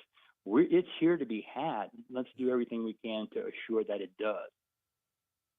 With a $750 million judgment already through, do we know monetarily what a breaking point would be here? Like, is there a point where, with 40 other lawsuits still floating out there, these energy companies, these oil and gas companies might just say, you know what, we're done, we're packing it in, we're done with Louisiana? Well, yes. Yeah, if you start, you have this one, and I think a tremendous amount of interest is going to be put toward the Supreme Court situation and how that's viewed, federal versus state, because without getting into the weeds, this all goes back, the challenges here go back to whether this was created by federal decisions or state decisions, and actually people are responsible for actions that were taken at the time back in the 30s and 40s that were actually, there was nothing that made it illegal back then. They were doing what they were told they could do. But that's a different discussion. But the thing about it is we need to continue to grow this and bring it here. And it's not just oil and gas. That's the scary part. So the metas, all of these huge, the steel plant from Hyundai, all of these people that are here and looking at coming here, and I'm happen to be in the circles with people that there are more and more projects that are looking here. So it has a tremendous spotlight on it. It is being talked about across the country and across the world, literally. So it has a great deal of attention on it. That's why I thought it would be a good idea to bring it to the focus of everyone here in the state, and make sure that if you do know legislators and you do know people in the legal environment, to make sure you support Louisiana first and not necessarily a money grab that some of these select trial firms have become well known for. We're talking with Bryan Hanks, the president of Beta Land Services, about a recent op-ed that he penned. Bryan, reading from your op-ed, it says, regarding the coastal lawsuits, it's important every resident understands they're not about environmental accountability and do very little to ensure real coastal restoration. Walk us down that path of where that thought came from and where it heads. Well, this goes all the way back to Corbello back in the early 2000s. So what's happened in what Loga, Labi, Lamoga, and Louisiana Chemical Association, what we try to do over time in working with the large landowners association is when these judgments are handed out, okay, and the difference between Louisiana and, say, Texas and a couple of the other states, Texas, you can only give the value of the property that was damaged, okay? In Louisiana, we have punitive damages, and for whatever reason, in some of our coastal parishes and these punitive damages turn into something like we saw right here, the $745 million. To repair it, it goes toward, and it's justified, but it doesn't. There's no true obligation that it has to go to specific instances of, like, I'm going down to this section, township, and range in this parish, and this is what's going to be done. There is no quid pro quo. It is in general, abstract in form. This is what happened way back when, and so it's been diluted across an entire area. So we're giving you compensation across the entire area without specific dedication of those funds to correct the supposed ills and what's happening, and what's the situation today. So what would that look like in a courtroom as far as, getting, with 40 other lawsuits out there, it's looking like the only thing worse than them settling is them dragging on forever and then settling. So how do we get to some point of resolution, some point of closure? Well, I think what you're seeing is that once, again, going back to the Supreme Court decision, if it stays in the state courts, then I think what you'll see is you will see the parties, the different parties, try to come to the table with these firms and maybe talk about a global settlement across all of the parishes and across all these lawsuits. And obviously, the trade-off industry would want, if we would get to that point, is that there would be some agreement that we can't be tried for this again. Okay, there's only one bite at the apple, and that's one of the big concerns from industry too, and for all these companies coming here. It's like, okay, you've had these coastal lawsuits, so if I go to Plaquemine and they've been awarded this deal, what's my assurance that if I go in there and I build let's just say a steel mill. I'm not picking on Hyundai because it's not even going to be in Plaquemine Parish. But I'm just saying, if you have a steel mill and you build it down there, what's the assurance that down the road someone's not going to come in and sue you 30 years down the road, right? How do we prevent that? And so that's a combination of industry, the law firms, and the legislature and the government. So I think, and the attorney general, obviously. So I think all of those things are in play. They're just waiting for this direction to see, because that is a significant decision whether or not it stays in federal or state court. I don't know if this plays into it or not, Brian, but there's an offshoot to this where the same oil and gas companies and some of those indirect jobs created by them, those same oil and gas companies that we're vilifying right now are building out the infrastructure for carbon sequestration, something that a lot of these new jobs are looking for to counterbalance their work as well. Are we shooting ourselves in the foot for future business here? Yes, we are. So yes, I'm highly involved, and our groups are highly involved. Many of the lobby members and LOGA and LAMOGA members are involved. LCA. We have again, that's part of Mother Nature has blessed us, and all we're basically doing is we're reversing operations that we've been doing for years and years and years, and we've actually been injecting carbon back into the earth for 50 years, okay, here in South Louisiana. Enhanced oil recovery projects have been done not on a large scale, but it goes back 50 years. So Halliburton did a great op-ed on that a few months ago, and as part of their company history. So it is known. Our technology is incredible. Our monitoring, is incredible. The state of Louisiana has put together a process and processes to ensure safety for people, that to make it attractive. I mean, there's one thing that it's hard for other states to duplicate. Mother Nature has given us certain attributes that others don't have, and so shame on us if we do not play to that and we use it to our advantage to attract more industry. And the thing about it is, what a lot of people do not realize, Brian, is that, for instance, carbon injection, carbon sequestration, a lot of times that's just a byproduct that will enable a second project. Okay, there's two separate projects. One is the actual injection. People will qualify that as one project, but the results of that, then you can feed other plants into a collective line and sequester the property, which will create a steel mill or or manufacturing facility, or I know it opens it up for automobile, auto industry, manufacturing, that kind of stuff like that. Just because, as much as some people want to not embrace it, we are competing on a worldwide basis, and the rest of the world values the ability to have some component of carbon and carbon sequestration. And so we need to just realize that, protect ourselves with good regulations and good processes which are in place, and move forward and take advantage of it. And correct the mistakes of the 30s and 40s. Let's do it right this time. He's Bryan Hanks. Without a doubt. Yep, president of Beta Land Services and author of this op-ed, which we will link to when we post this conversation on demand. Appreciate you, Brian. Thank you so much. You bet. Y'all have a good day. You Thanks. too.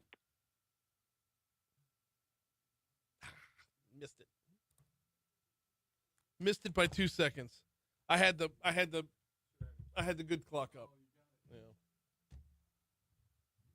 He was good. It took a minute to get through the whole. We're doing this conversation for those who haven't read it yet. That's natural, though. He put a lot of work into that op-ed, so.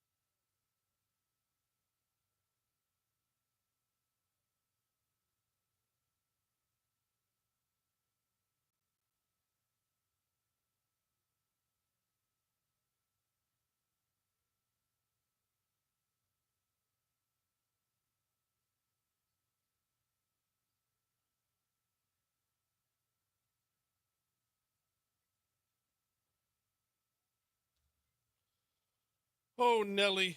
I'm way behind on live reads today. I did so well on Friday.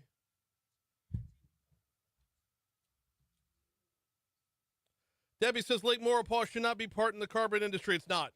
It's not. 2 miles beneath Lake Maurepas will be. And if you've missed all the interviews we've done about the science behind why that carbon won't come back up again, we'll have more. Fascinating stuff.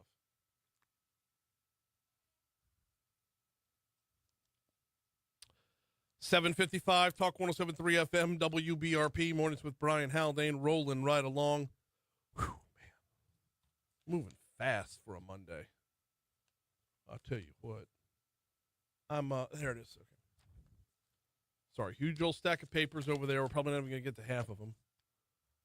Got Moon Griffon coming up at 8:15. The folks from Modesto going to be in for Restaurant Week at 8:35. Before we get you to our next story,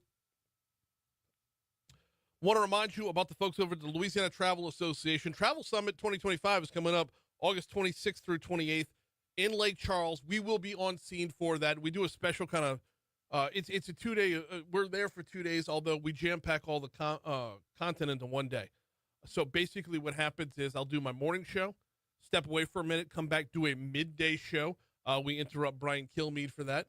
And then we'll close out, and I'll take a travel day on that last day coming back. But it's jam-packed with all the tourism news of the state for the last year and looking ahead to the next year. We did this last year up in Shreveport. It was phenomenal. We've seen so much of it come to fruition.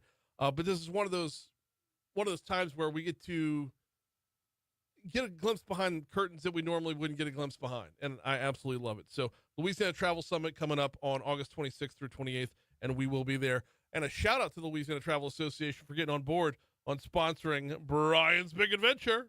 It's actually a whole Haldane adventure.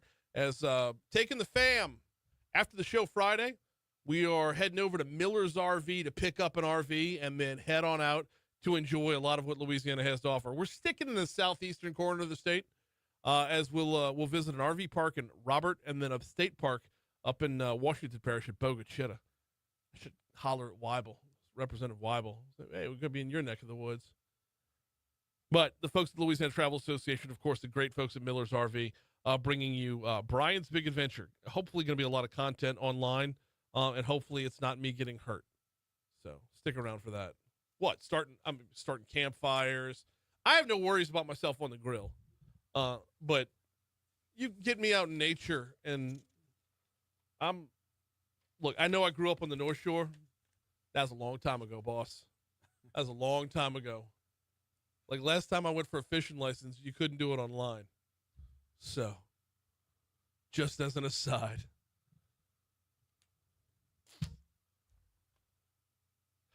Lieutenant Governor Billy Nungesser, and you heard about this in our news at the bottom of the hour, is hailing the cancellation of the Mid-Barataria Sediment Diversion Project. The lieutenant governor, who was the president of Plaquemines Parish before being elected to his current office, says the project was ineffective as the budget soared into the stratosphere. The full budget for the whole project was $250 million. It ballooned to over $3 billion. And it can't build any land above the waterline. What does that mean? No flood protection. So why are we building it? No, not no flood protection. Knocking down storm surge is a big part of it.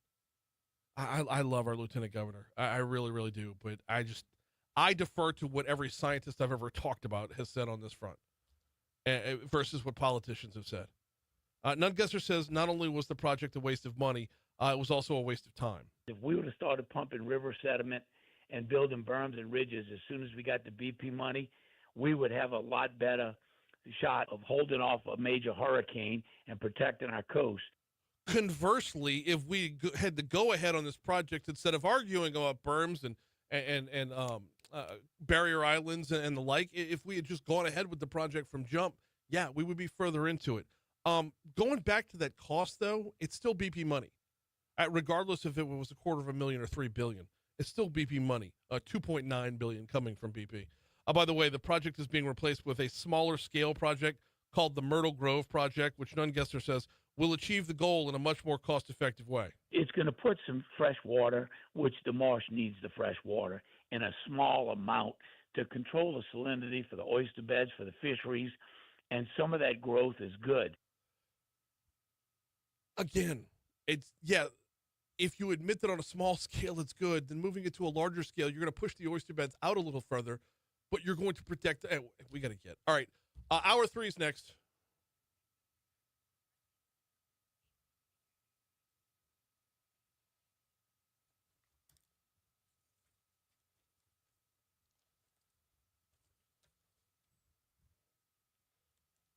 It's just so sad. Whether you're talking about carbon sequestration or the mid-Barrett area, that you have people who do this shit for a living, who've dedicated their lives to becoming experts in this. Every single day, this is what they live, sleep, eat, and breathe. But a politician comes along and says something different, and now we're all scared. I can't get on, like, we have a hubris problem in this country right now. Well, I don't care what the scientist says. Let me tell you, it's the Music Man. We're living the Music Man right now.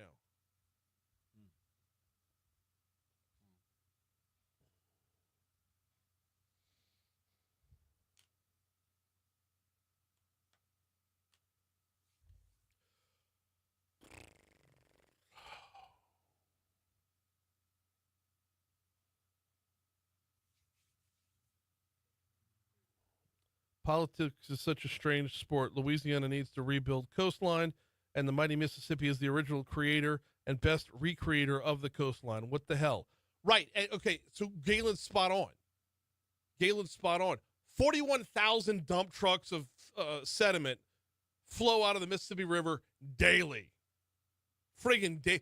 41,000 dump trucks. What could you do with 41,000 dump trucks of dirt? You can do a little bit with that. You got to harness it first. And the argument about it doesn't rebuild coastline, but it does build out flood protection in the form of absorbing storm surge. But the mid-Barrett area was one part of the CPRA's overall plan.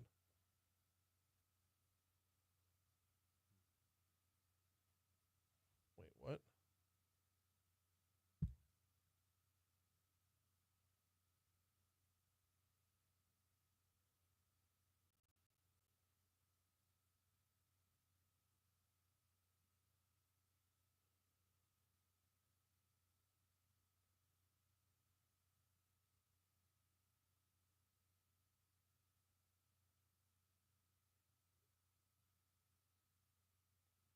What about it?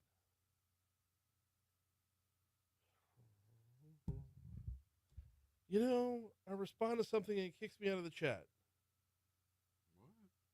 No, I had to get off of Facebook to respond to a text and it booted me out of the chat. Oh. Byron says if this RV trip goes well and is repeated, consider the Lake Park RV camp in Eunice for a future trip. You got it. I would love for this to be an annual thing. I would absolutely adore for this to be an annual thing. We'll still do like a family vacation elsewhere. 2 nights in one spot, 2 nights in another spot. I can definitely see that happening.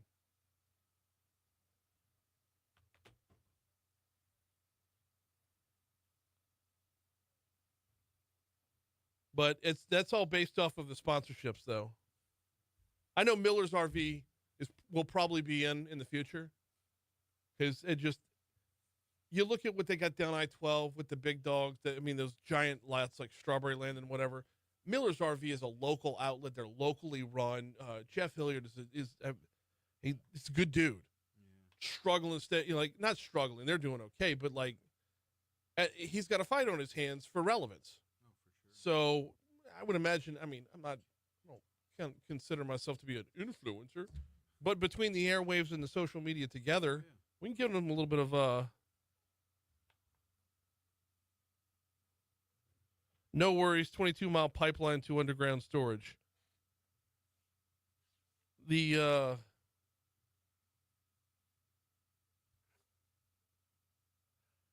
Debbie, do me a favor, and if you could connect me with somebody who is on the science end of this, that would, and I don't mean a local politician or an HOA that's mad.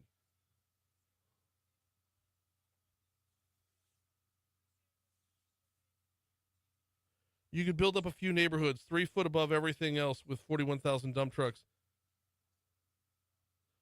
Yeah, and then repeat for the next day. 41,000 dump trucks a day.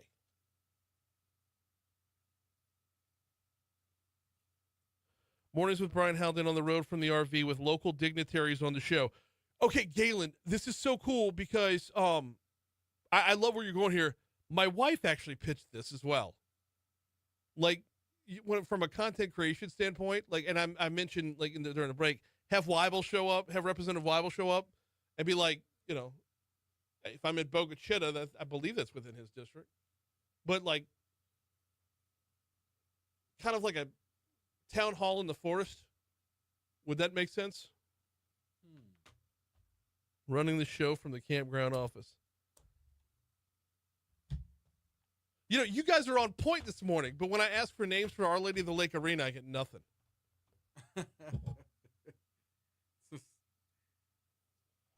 No, they're firing on all cylinders right now. I love it.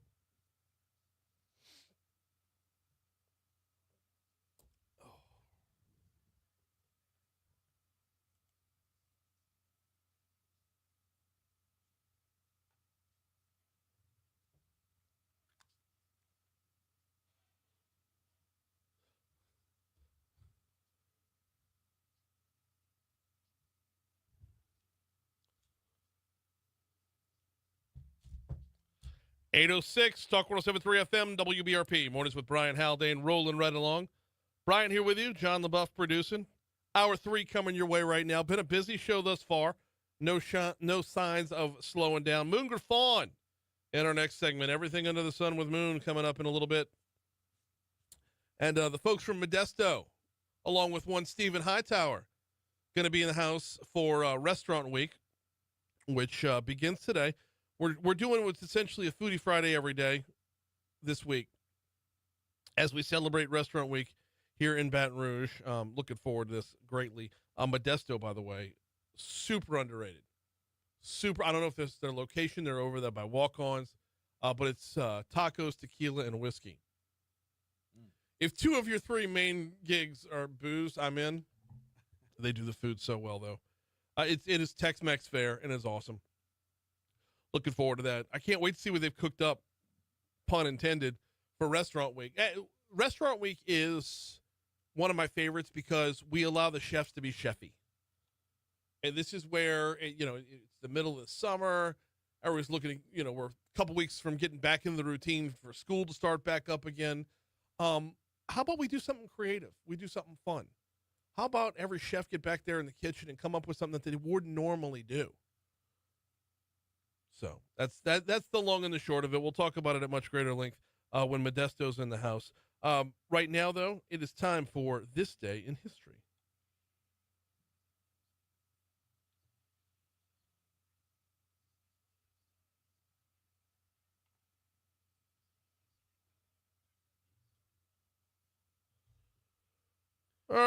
All right.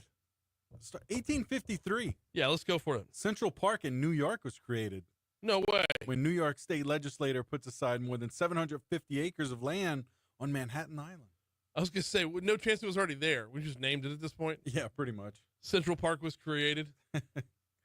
Yep. Let's see. 1974, U.S. House Judiciary approves 2 articles of impeachment against President Richard Nixon. Whoa, you jumped all the way ahead to 74? Yeah. What else we had? Oh, dude. Okay, this is Louisiana history at its finest. Yeah. Right down the road in New Orleans. On this day in 1964, orthopedic surgeon and cancer researcher Dr. Mary Sherman was murdered in New Orleans on July 21st, 1964 at her home in an apartment at 3101 St. Charles Avenue. Dr. Sherman was involved with a lot of research that Dr. Alton Ochsner was backing. And you've got to read the book. It's called Dr. Mary's Monkey. If you believe in any kind of conspiracy theories behind the assassination of John F. Kennedy, you want to read this book. And Sherman, Dr. Mary was like pivotal in this. Now, think about this. Back this up a little bit. When you want to open up the conspiratorial doors here. Yeah. Have you ever seen JFK? Yeah. The movie, yeah. Kevin Costner, the Oliver Stone movie? Yep. Okay, remember David Ferry played by Joe Pesci, doing his own cancer research within his apartment. Okay. Okay, now we start to cross the streams here about how all these are tying together, and it broadens out from there. So highly recommend the book, Dr. Mary's Monkey. Fascinating stuff. Yeah, wow. Yep. Man. Yep. 1975, Soviet aircraft Suyu.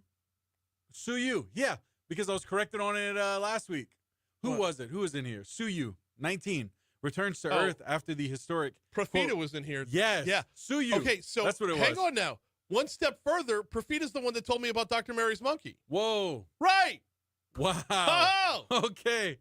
Wow. So it returns to Earth after the historic handshake in space. Yeah. With an Apollo spacecraft. Yeah. Oh. Wow. 1996, The Daily Show, a late night talk show of satirical. Well, you know what it is. You know what The Daily Show is. Yeah, with Craig Kilborn as the Yeah. host. Premieres on Comedy Central. So while Jon Stewart is the Daily Show guy, right? Yep. Craig Kilborn was so good in that role. It wasn't nearly as political as it is now. Right. It followed down a path that was going to go nothing but politics. But when Craig Kilborn did that show, it was so funny from start to finish. Man. Brian, this is crazy. Life expectancy in the U.S. falls by 1.5 years, and largest decline since World War II. This report was put out in 2021. Okay. So, man. Well, we weren't really doing anything anyway. No. That's probably why.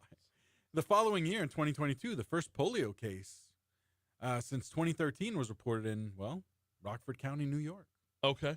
And it was this day a year ago where U.S. President Joe Biden abandons his campaign for re-election and endorses Vice President Kamala Harris. Well, he beat Medicare, so there's nothing left on the checklist to do. That's it. Jeez, I hate myself. Oh, man. Moving on to birthdays? Yeah, we might as well. Yeah. Hey, recent guest of the show, Justin Bartha today. No kidding. Yeah. Hey, good friend of the show. Yes. He's going to be a guest twice to be good friend of the show. Friend of the show, Justin Bartha.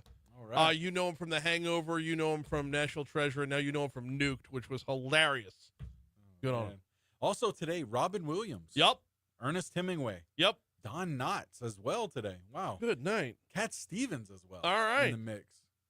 John Lovitz. Tony Bennett. Wow. Big day today, huh? I'm telling you. Some days it's ever reaching, but today it's Do you have anybody else? George Wallace. Wait, comedian or former governor? Okay. Comedian. Yep. Big, Putting the note there. Another friend of the show. George Wallace been on the show. Really? Yeah. Wow. Comedian George Wallace. Yeah. Good stuff. Again, need that point of delineation right there. Yeah. Over on the sports end of things, I had two on my list for today. So remember when the U.S. women won the Women's World Cup? I forget what year it was, but the woman who ripped her shirt off and did the slide in the sports bra, Oh, yeah. Brandi Chastain, it's her birthday today. And, former Saints quarterback Derek Carr, it's his brother David Carr's birthday today. Okay. Oh. Good stuff. Let's see. Moving on to deaths here. John Hurd, who you may know from, well, the actor John Hurd. From Yeah. Home Alone movies for sure. Man. Alan Shepard today as well. Yep. Let's see who else. I got Robert Burns.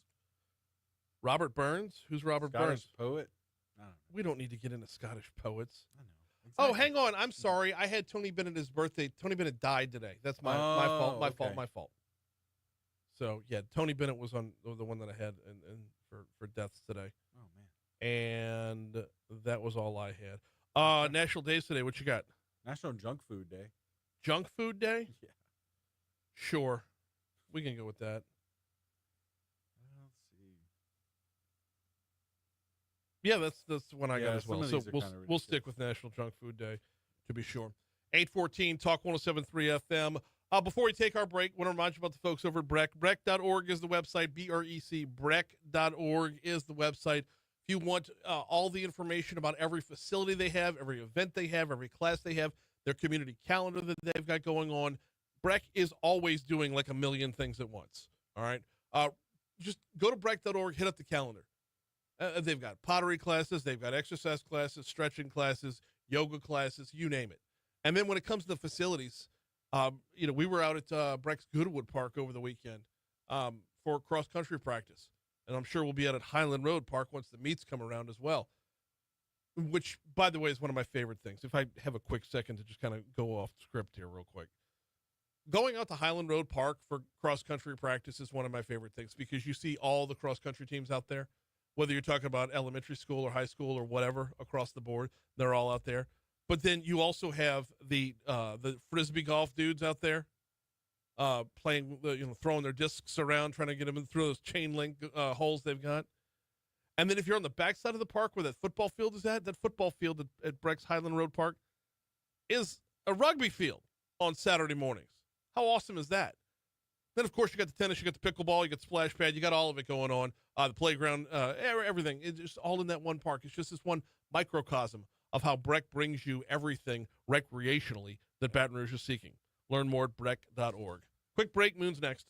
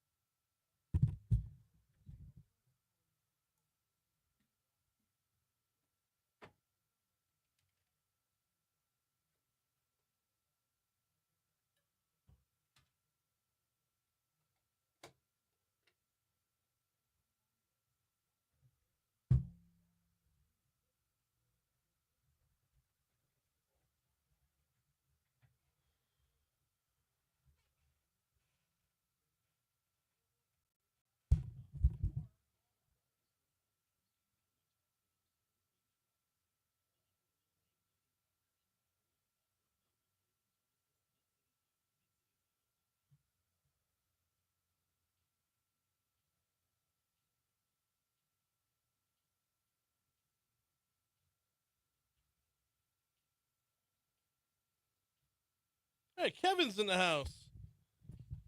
Awesome. Oh, hey.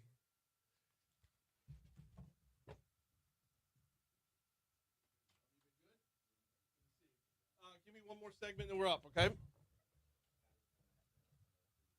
No worries at all. No worries at all. 819 Talk 107.3 FM, WBRP, mornings with Bryan Haldane, rolling right along. We got Restaurant Week coming up in our next segment. We're going to be chatting with the folks from Modesto. Right now, though, he's back from vacation, coming in strong, coming in hot. Moon Griffon, how are you, brother? Man, Brian, I'm doing great. It was good to get off a few days, and it's great to be back. So we were texting back and forth. No complaints about me filling in on Tuesday, right? Oh, no. No, here's what I always find. If a might not get 9,000 people saying, man, he did a great job, but let me tell you what you will get. That guy sucks. That lady sucks. But no, man, the only person that knows the best is my producer, who said, yeah, he was great. We could use him again. So I thought, okay, that's the sign I needed. And anyway, no, you did a great job, and I appreciate you doing that, Brian. But we've been wanting to get that done, and we didn't do it. But now with the way the studio is set up, I'm grateful to you, your buddy John, and of course the Gordy and the Guaranteed Broadcast for allowing us to put that studio like that, which gives you opportunities too. And I appreciate it. I really do. It's like I told people with my host, ain't nobody gonna be 100% like me. And what I mean by that is in the way I think. And that's good, because you can be your own man on my program, even if you disagree or we agree on a subject. I'm okay with that. That's really what it's been all about for years for me. It's okay to disagree. Let's talk about it. Right. Let's have the conversation. It's kind of been a running theme of the show this morning, Moon. Back in the first hour, we were talking with Pastor Lewis Richerson from the Woodlawn Baptist Church about this other pastor who got fired from the library for not using the right pronouns from somebody. Yeah, and his main point here is, like, there's a discussion to be had, okay? Because you got First Amendment rights, you've got religious liberty rights, but you've also got paperwork you got to sign when you become an employee. Can some kind of DEI agreement supersede your constitutional rights? And he's like, guy was fired. Where was the whole conversation? When did we talk this out? Yeah, good point. So good point. Hey, by the way, I do have a quick question for you. Yeah. So, John, your producer right there. So, what grade did he give you for filling in? Did you give me a grade on the fill-in? No, but I mean, no, it was great. It was great. It was. It's a solid. If he said B. anything else, I'm gonna be in Baton Rouge broadcasting tomorrow, guaranteed. He said anything else, I was gonna have a long talk with him. No, it was great. I brought in somebody to talk carbon sequestration, primarily because I know where you were at on that, and I was like, what? Let me hit from the other side here, just so, like you said, all into the conversation could be had. We had Emily Chenevere on. We had. Have you ever heard of the Boot?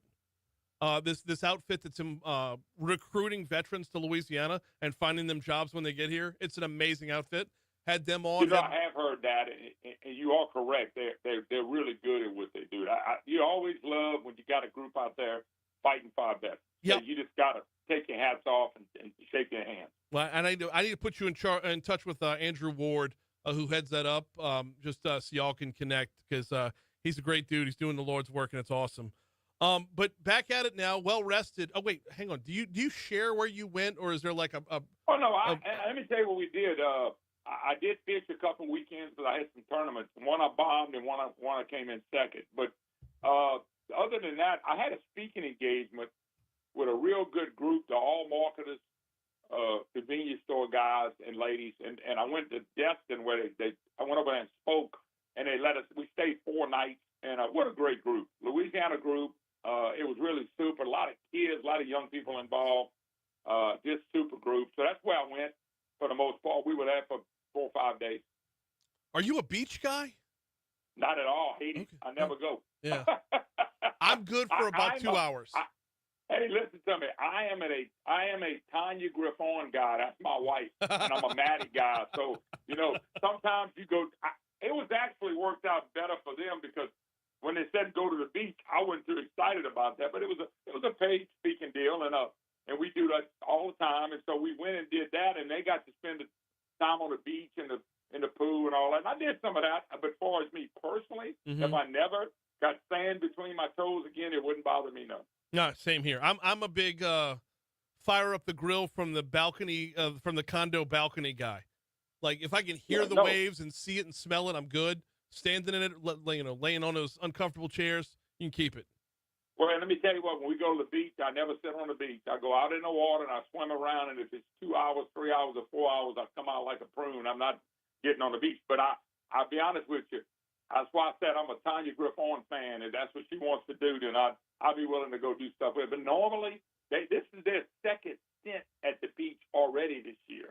And I normally don't go, but because I had a speaking deal, it kind of worked out as a family deal. Perfect. Awesome. All right, so back at it. Where's the focus now that you're back in the saddle? All right, Brian, one of the things, and I think it's one of the biggest things we got to deal with, the Supreme Court came through on that Cleo, I call it the Cleo Fields District. So what we have to do is the legislature, every one of these Republicans told me it's the worst vote they ever made. Okay. They need to call themselves in a special session immediately by August 15th. They need this thing to be really narrow in the call on August 15th. They need to be finished by the end of August, and they need to go back to a 5-1 Republican to Democrat number of congressional districts. They got to repeal the current congressional district. They got to replace the district and then adjust the election calendar, kind of to affect election change in 2026. They can do it.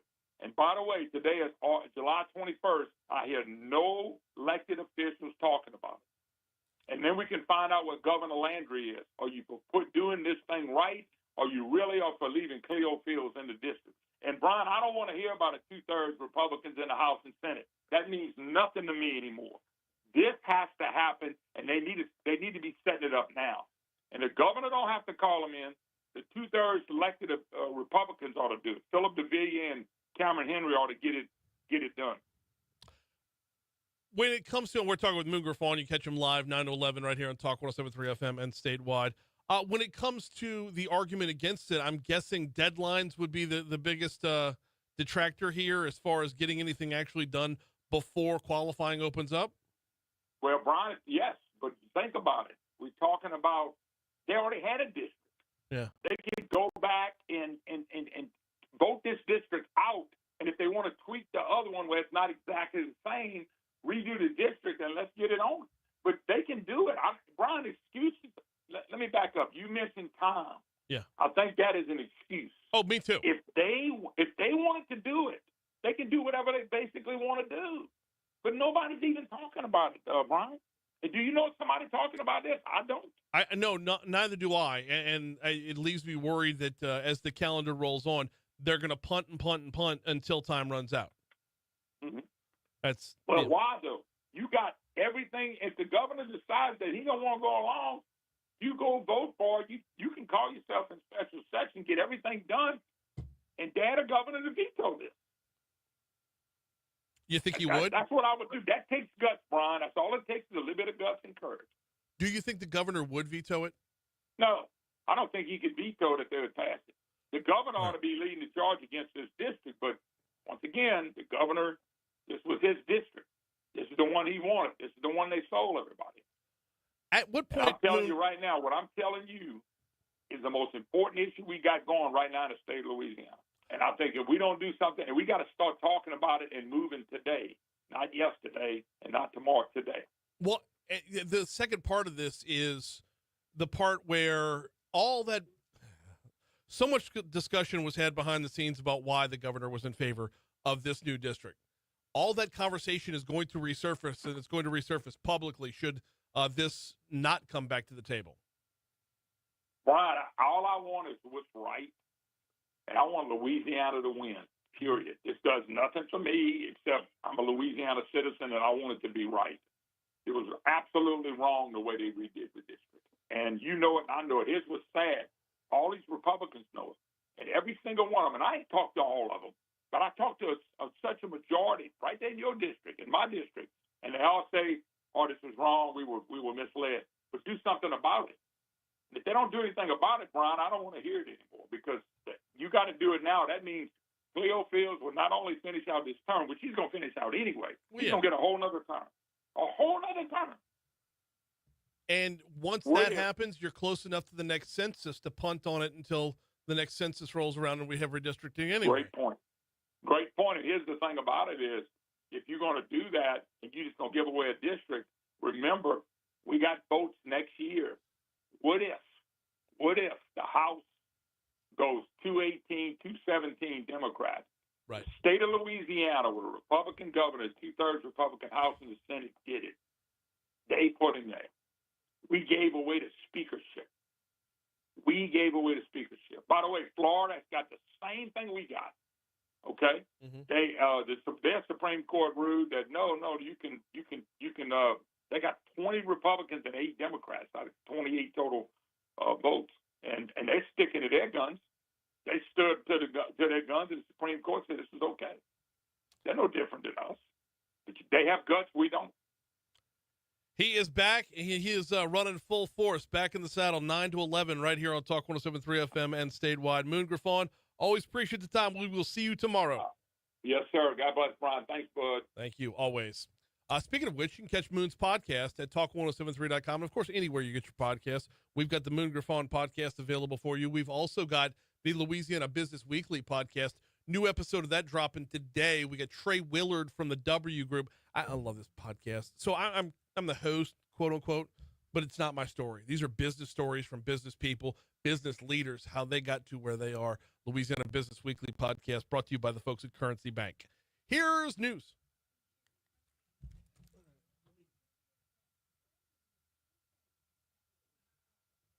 Clean the weekend off of here.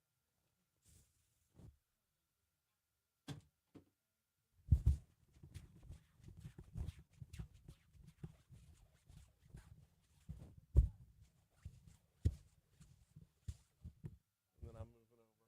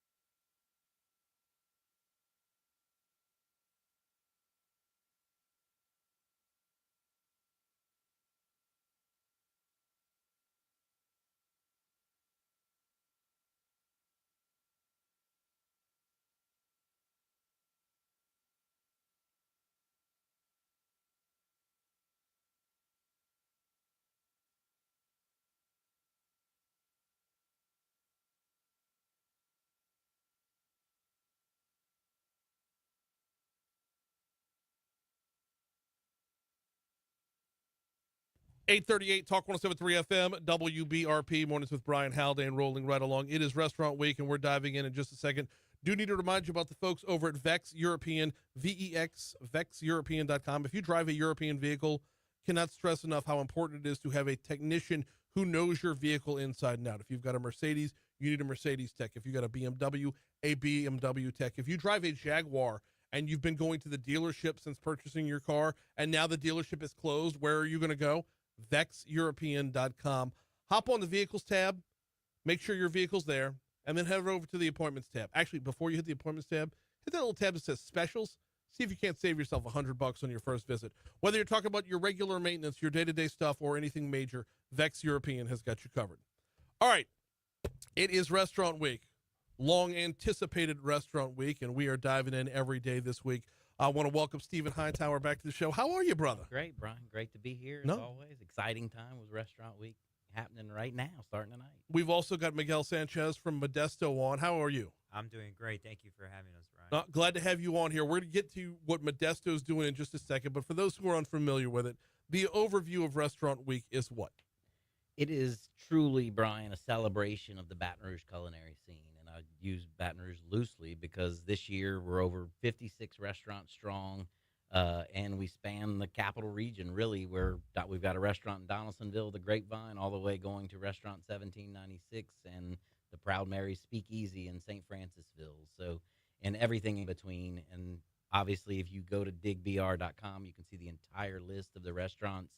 And when I tell you, it is a true celebration because we've got from fine dining steakhouses to Frankie's Doghouse, from Mexican, Italian, and all the best restaurants in Baton Rouge are participating. Incredible chefs and operators that are really putting their best foot forward, and some great menus that you can check out. One of my favorite things about Restaurant Week, you said you're up to 56 restaurants now, is the fact that it grows every year. You have when the restaurants, once they get in for Restaurant Week, flexing those chef muscles a little bit, flexing their chops, kind of like it's like the jazz music of the restaurant world. You're going to try something new every single time out and really get to experience something that you didn't get to experience last week or the week before. That's right. I mean, look, Modesto with Miguel Sanchez here with us today. I mean, that's a restaurant, over at LSU, and I think I heard you talk about it earlier in one of your lead-ins, but, if you haven't been there, this is that opportunity this week to try those restaurants. And, we want people to go on our website and see how to chart a roadmap of where I can go each day to try something new or go back to one of your old favorites in the neighborhood. Nothing wrong with going back to an old favorite, but during this week, I'm all about trying something new. So, Miguel, tell me what we're doing over at Modesto. Well, we got a 3-course meal. So one of our staples, the queso fundido, that's phenomenal. Everyone loves. I got to recommend a birria burger. So okay. A beef patty with birria, guacamole, fresh jalapenos, tomatoes, just leave you, speechless. Wow. All right. Great. And then for desserts, we got a twist Oreo tres leches cake. So wait, I'm sorry, Oreo tres leches cake. So that's cookies and milk and milk and milk. Yeah, that's right. Okay. Yeah. How did y'all come up with? Let's go back to the first course. How did y'all come up with that? What went into it? Well, our team gets together and our chefs just kind of their background, kind of put it together. So let's start with the background there, because Modesto, y'all do things. I mean, it's a Mexican Tex-Mex concept there, but it's tacos, tequila, and whiskey. Tell us about the origin of Modesto, and for those that just aren't familiar with the full thing, what y'all do differently and why you do it better. Yeah, well, Ozzy, owner, wanted to bring in a little more flair, Mexican with it. So, he brought a lot of recipes from his roots, and I think that's what sets us apart from everyone else. So it's 3 courses. You're in the $25 range, which, by the way, Stephen, it's a good time to push pause and talk about how when you're looking at Restaurant Week, and there's so many different options out there, budgeting shouldn't be an issue because you can layer this based off of the different restaurants. Exactly. I mean, you can find a restaurant that's doing a $25 menu like Modesto and fit that into your family's budget. And if you have the opportunity for that special date night, there are some that are priced higher. But at the end of the day, Brian, it is a value because you're getting 3 courses. You're getting the opportunity, as Miguel said, to really see what the great chefs of Baton Rouge are planning for this week. They take the time, they sit down, they plan. What can we show off new? And the beauty of it for a lot of the restaurants is it's that opportunity to showcase something new that maybe ultimately ends up being on their full-time menu going forward. And that's the beauty of it. That's the creativity that we want. And at the same time, for diners, you have the ability to try any type of food. And look, I love New Orleans. I think it's a great place. But at the end of the day, Baton Rouge has an incredible culinary scene that people need to celebrate. And that's why I love doing Restaurant Week. Well, and it's a little bit of everything. I mean, we're It talking is. Mexican today. I'm sure we'll be talking something completely different tomorrow. So you're not hitting repeat at all throughout the week. Miguel, you had mentioned the queso fundido, but I'm looking here. We've got a couple of other things on that appetizer menu. Definitely. We Roll with have shrimp flautas. So a flour tortilla, shrimp roll with Oaxaca cheese fried. So a guacamole ranch. What is sauce. Oaxacan cheese? It's just a different cheese. It's a Mexican cheese. So. Okay. A garlic butter served with a guacamole ranch sauce. There's also the tomato tango wrap on the appetizer side. What's that? It's a tomato flour rolled up taco. You got to come out and try it. They're all delicious. So. The this one has a lot of pop to it, man. Tomatoes, garlic, jalapeno, and lime rolled into a flour tortilla. That'll get your motor running quickly. Definitely. On the entree side, you mentioned the birria burger, the beef patty with birria, guacamole, It's cheese. gonna make the Beef Industry Council very That'll make, yes, absolutely. That's a good one. Maybe we should have saved that one for Friday, for Foodie Friday. Served with ranch fries. You've also got Dos Tacos on the menu. This is on your regular menu, though, Correct. is it not? Yes, sir. Expound upon that. What goes into your tacos? You get to pick any choice of protein. So any 2 tacos on our menu, and comes with rice and beans with that as well. So, and then something I grew up a chicken tinga tostada. So it's a fried flat crispy taco, chicken tinga on it. So it's delicious. Crispy corn tortillas topped with hand-pulled chicken, stewed in tomato chipotle sauce, cabbage, queso fresco, crema, and pickled onions. Man, okay. Yeah, this is, you got some hard choices on the entree front, to be sure. Desserts, there's another dessert mentioned on here. You got fried gelato, but I'd be hard-pressed to find anybody who's not going Oreo chocolate tres leche. Yeah. That is just so overindulgent. It's ridiculous. I get lucky and get the sneak peek at all the menus as they come in to us, and it's like, oh my gosh, how can I mean, but that one stood out to me. I was like, I love tres leche, and to be able to have that perfect combination with Oreo. House-made chocolate sponge cake, Oreo, chocolate sauce on top in case, you didn't want to warm up the paddles just yet. Fried gelato is no slouch either, though. I've been over to Modesto a number of times. Chocolate or vanilla ice cream fried with cornflakes, served on top of a crepe with sprinkles glazed with chocolate and caramel sauce as well. And you've got something on the drink menu. You would expect nothing less from Modesto. Something on the drink menu. Yeah. So Steven, our he's now the GM, but at one point lead bartender. So he gets pretty creative as well. And we're actually rolling out our new seasonal. It's going to be an Aperol spritz as well. I've got the cucumber hibiscus mojito listed for Restaurant Week. Yes, sir. Which rum, mint, cucumber, lime, and hibiscus. That is a summertime drink. Yeah, that is just that is oozing with cool. summertime drink for sure. Talk to me a little bit about your journey over there at Modesto and where you're at now. So I've been working with Ozzy now 3 years.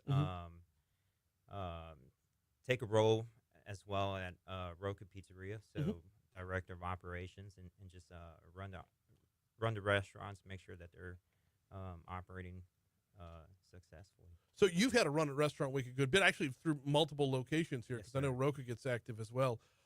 For the listeners out there that are new to Restaurant Week, from your end of the scene here, we've been, Steve and I were talking about, getting out of your comfort zone a little bit. What's that like on your end to see the chef get out of his comfort zone and try something new?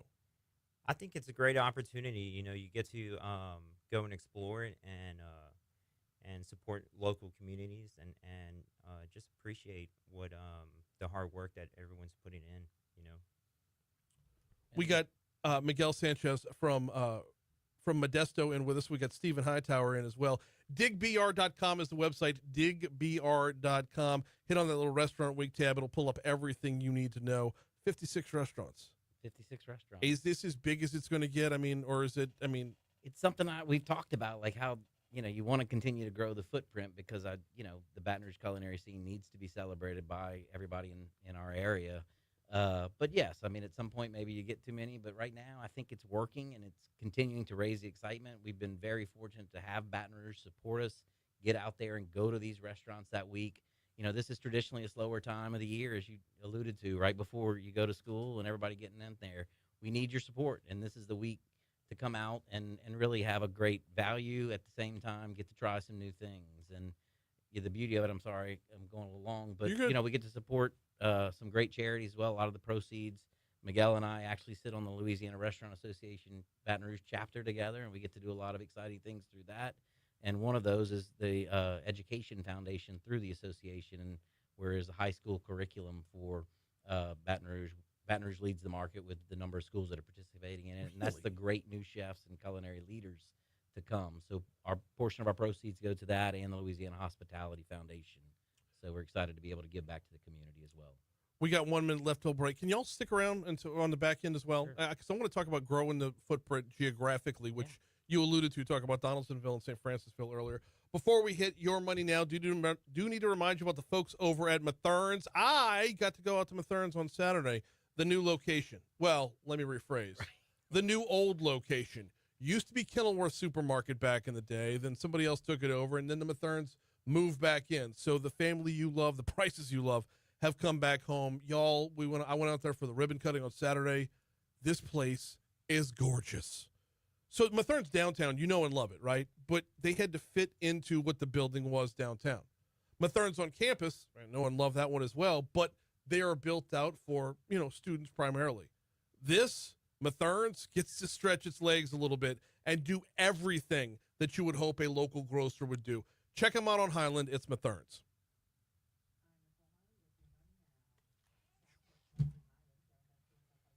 Had the mayor out there on Saturday for the ribbon cutting. He's been doing this football camp at a number of different locations called Men for Others, which is a great mentoring program. But he went from Broadmoor High out to Mathern's and then out to like this school supply drive. Damn, Sid's crushing it. He's everywhere. I got to sit with him at the Epicurean dinner, which was cool.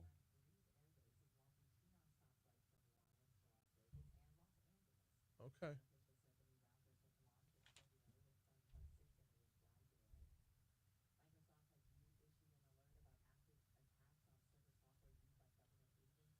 Sorry, I have homework now.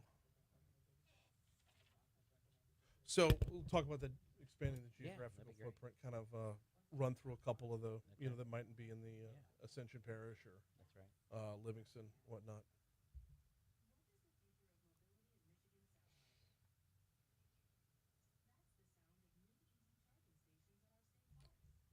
And that really is a good thing to talk about, for sure.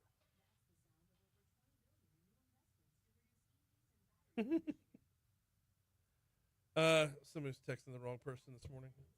Had small sliders on for Foodie Friday last Friday. So Steve Cavalier, he's the franchisee in Prairieville and Gonzales and Thibodaux. He just texted me this morning. Morning, buddy. Can you please give me an update on Prairieville? What about Prairieville? Says my guy told me a part came in for a walk-in cooler. I'm like, this is Brian to talk, man. I think you got the wrong guy. Yeah. There we go. Oh yeah, we got you up there.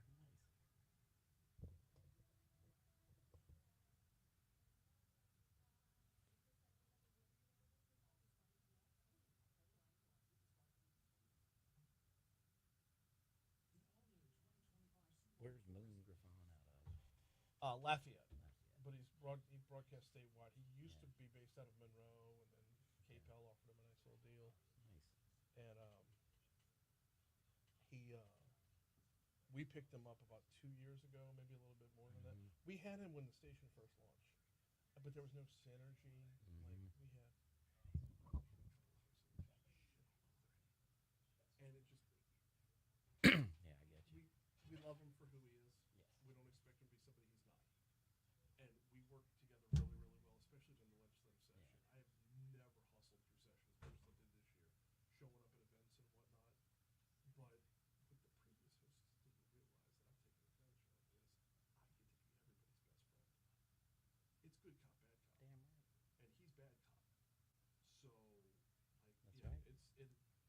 so many doors. Just no. And the thing is, he's cool. He gets the feet to that guy, and he wants to set it up to where I can do it. So It's good. it has been Win-win. fun. Yeah, big time. My only thing is like the number of times I'll get texts from state legislators just saying, "Why do you open up such shit like this?" And I'm like, "Hey, he's an independent contractor, Yeah. man. It's not my pig, not my farm." Mm-hmm.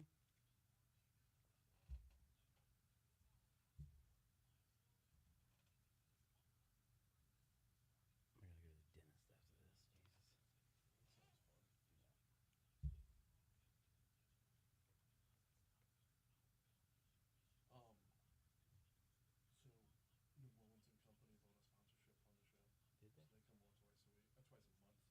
Okay. And they do restaurant month, Yeah. culinary through August. So they. But don't you lose half your audience once school gets back in? Well, it's interesting. Like they quote unquote the New Orleans Restaurant Week. I think is well, maybe you can clarify. My understanding is that's what New Orleans and Company does, and then culinary kicks in right after it extends it out a month. Oh, okay. So, but it's always they got Tales of the Cocktail this week down there. So Yeah. because there's New Orleans is so dead in the summer, so they got to do something. It's 1,000 degrees. Went down there mid-June doing my show from a Department of Education Mhm. summit that was going on, and it's a different hot. It is. It's like it's so. When you have cold, it's bone chilling cold. Mhm. This is the opposite of that. It's just like hot that just fatigues you. I'm good. I'm with you. It was like that yesterday. Yeah, I was gonna say yesterday afternoon was kind of like New Orleans hot. Yesterday Yes. was like, Yes. Now put yourself around nothing but cement. Like That's in right. the CBD in New Orleans. That's right. Yeah. The level of just. That's what it is. So I do a lot with the Pelican Institute, and they're located in downtown New Orleans on Mhm. Borders. And I was doing my show from the convention center, and I was staying at a hotel not far from the convention center. And I'm like, I'm in New Orleans. I'm gonna go see my buddies at the Pelican Institute. Just pop in because they're always on the phone, never in person. I started walking. I got halfway to Borders, and I'm like, I am not presentable to anybody right now. I'm like covered in sweat. It was. I'm just turn around, go right here. I'll call me. yeah. Yeah, there you go.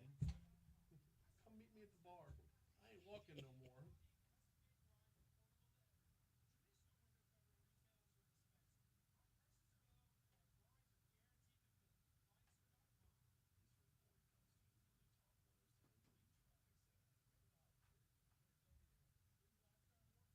Well, I can't thank you enough for doing this again. It really helps. My pleasure.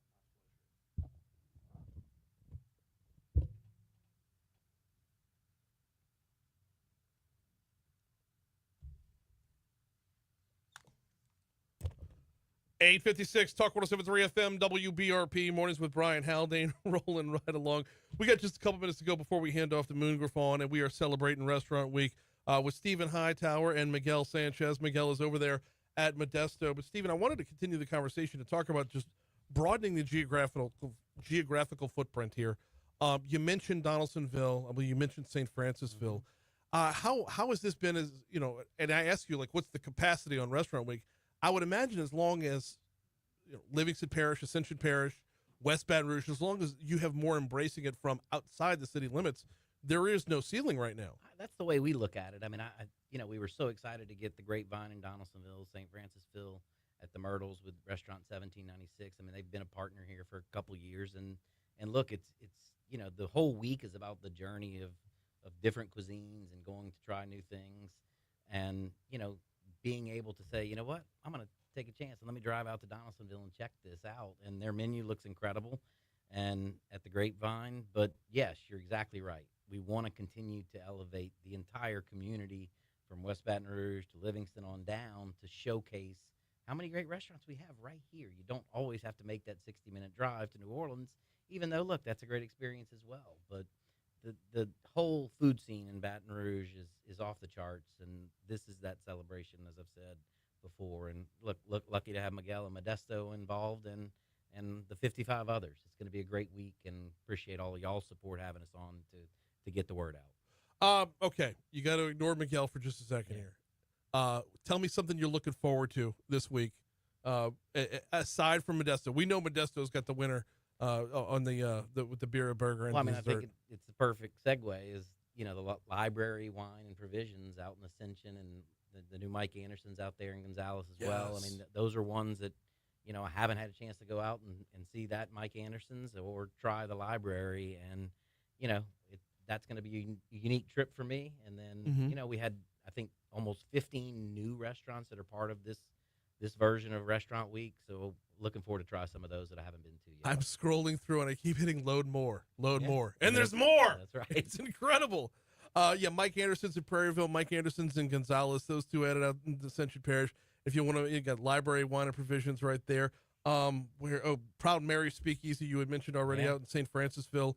Grapevine up there or down there in Donaldsonville.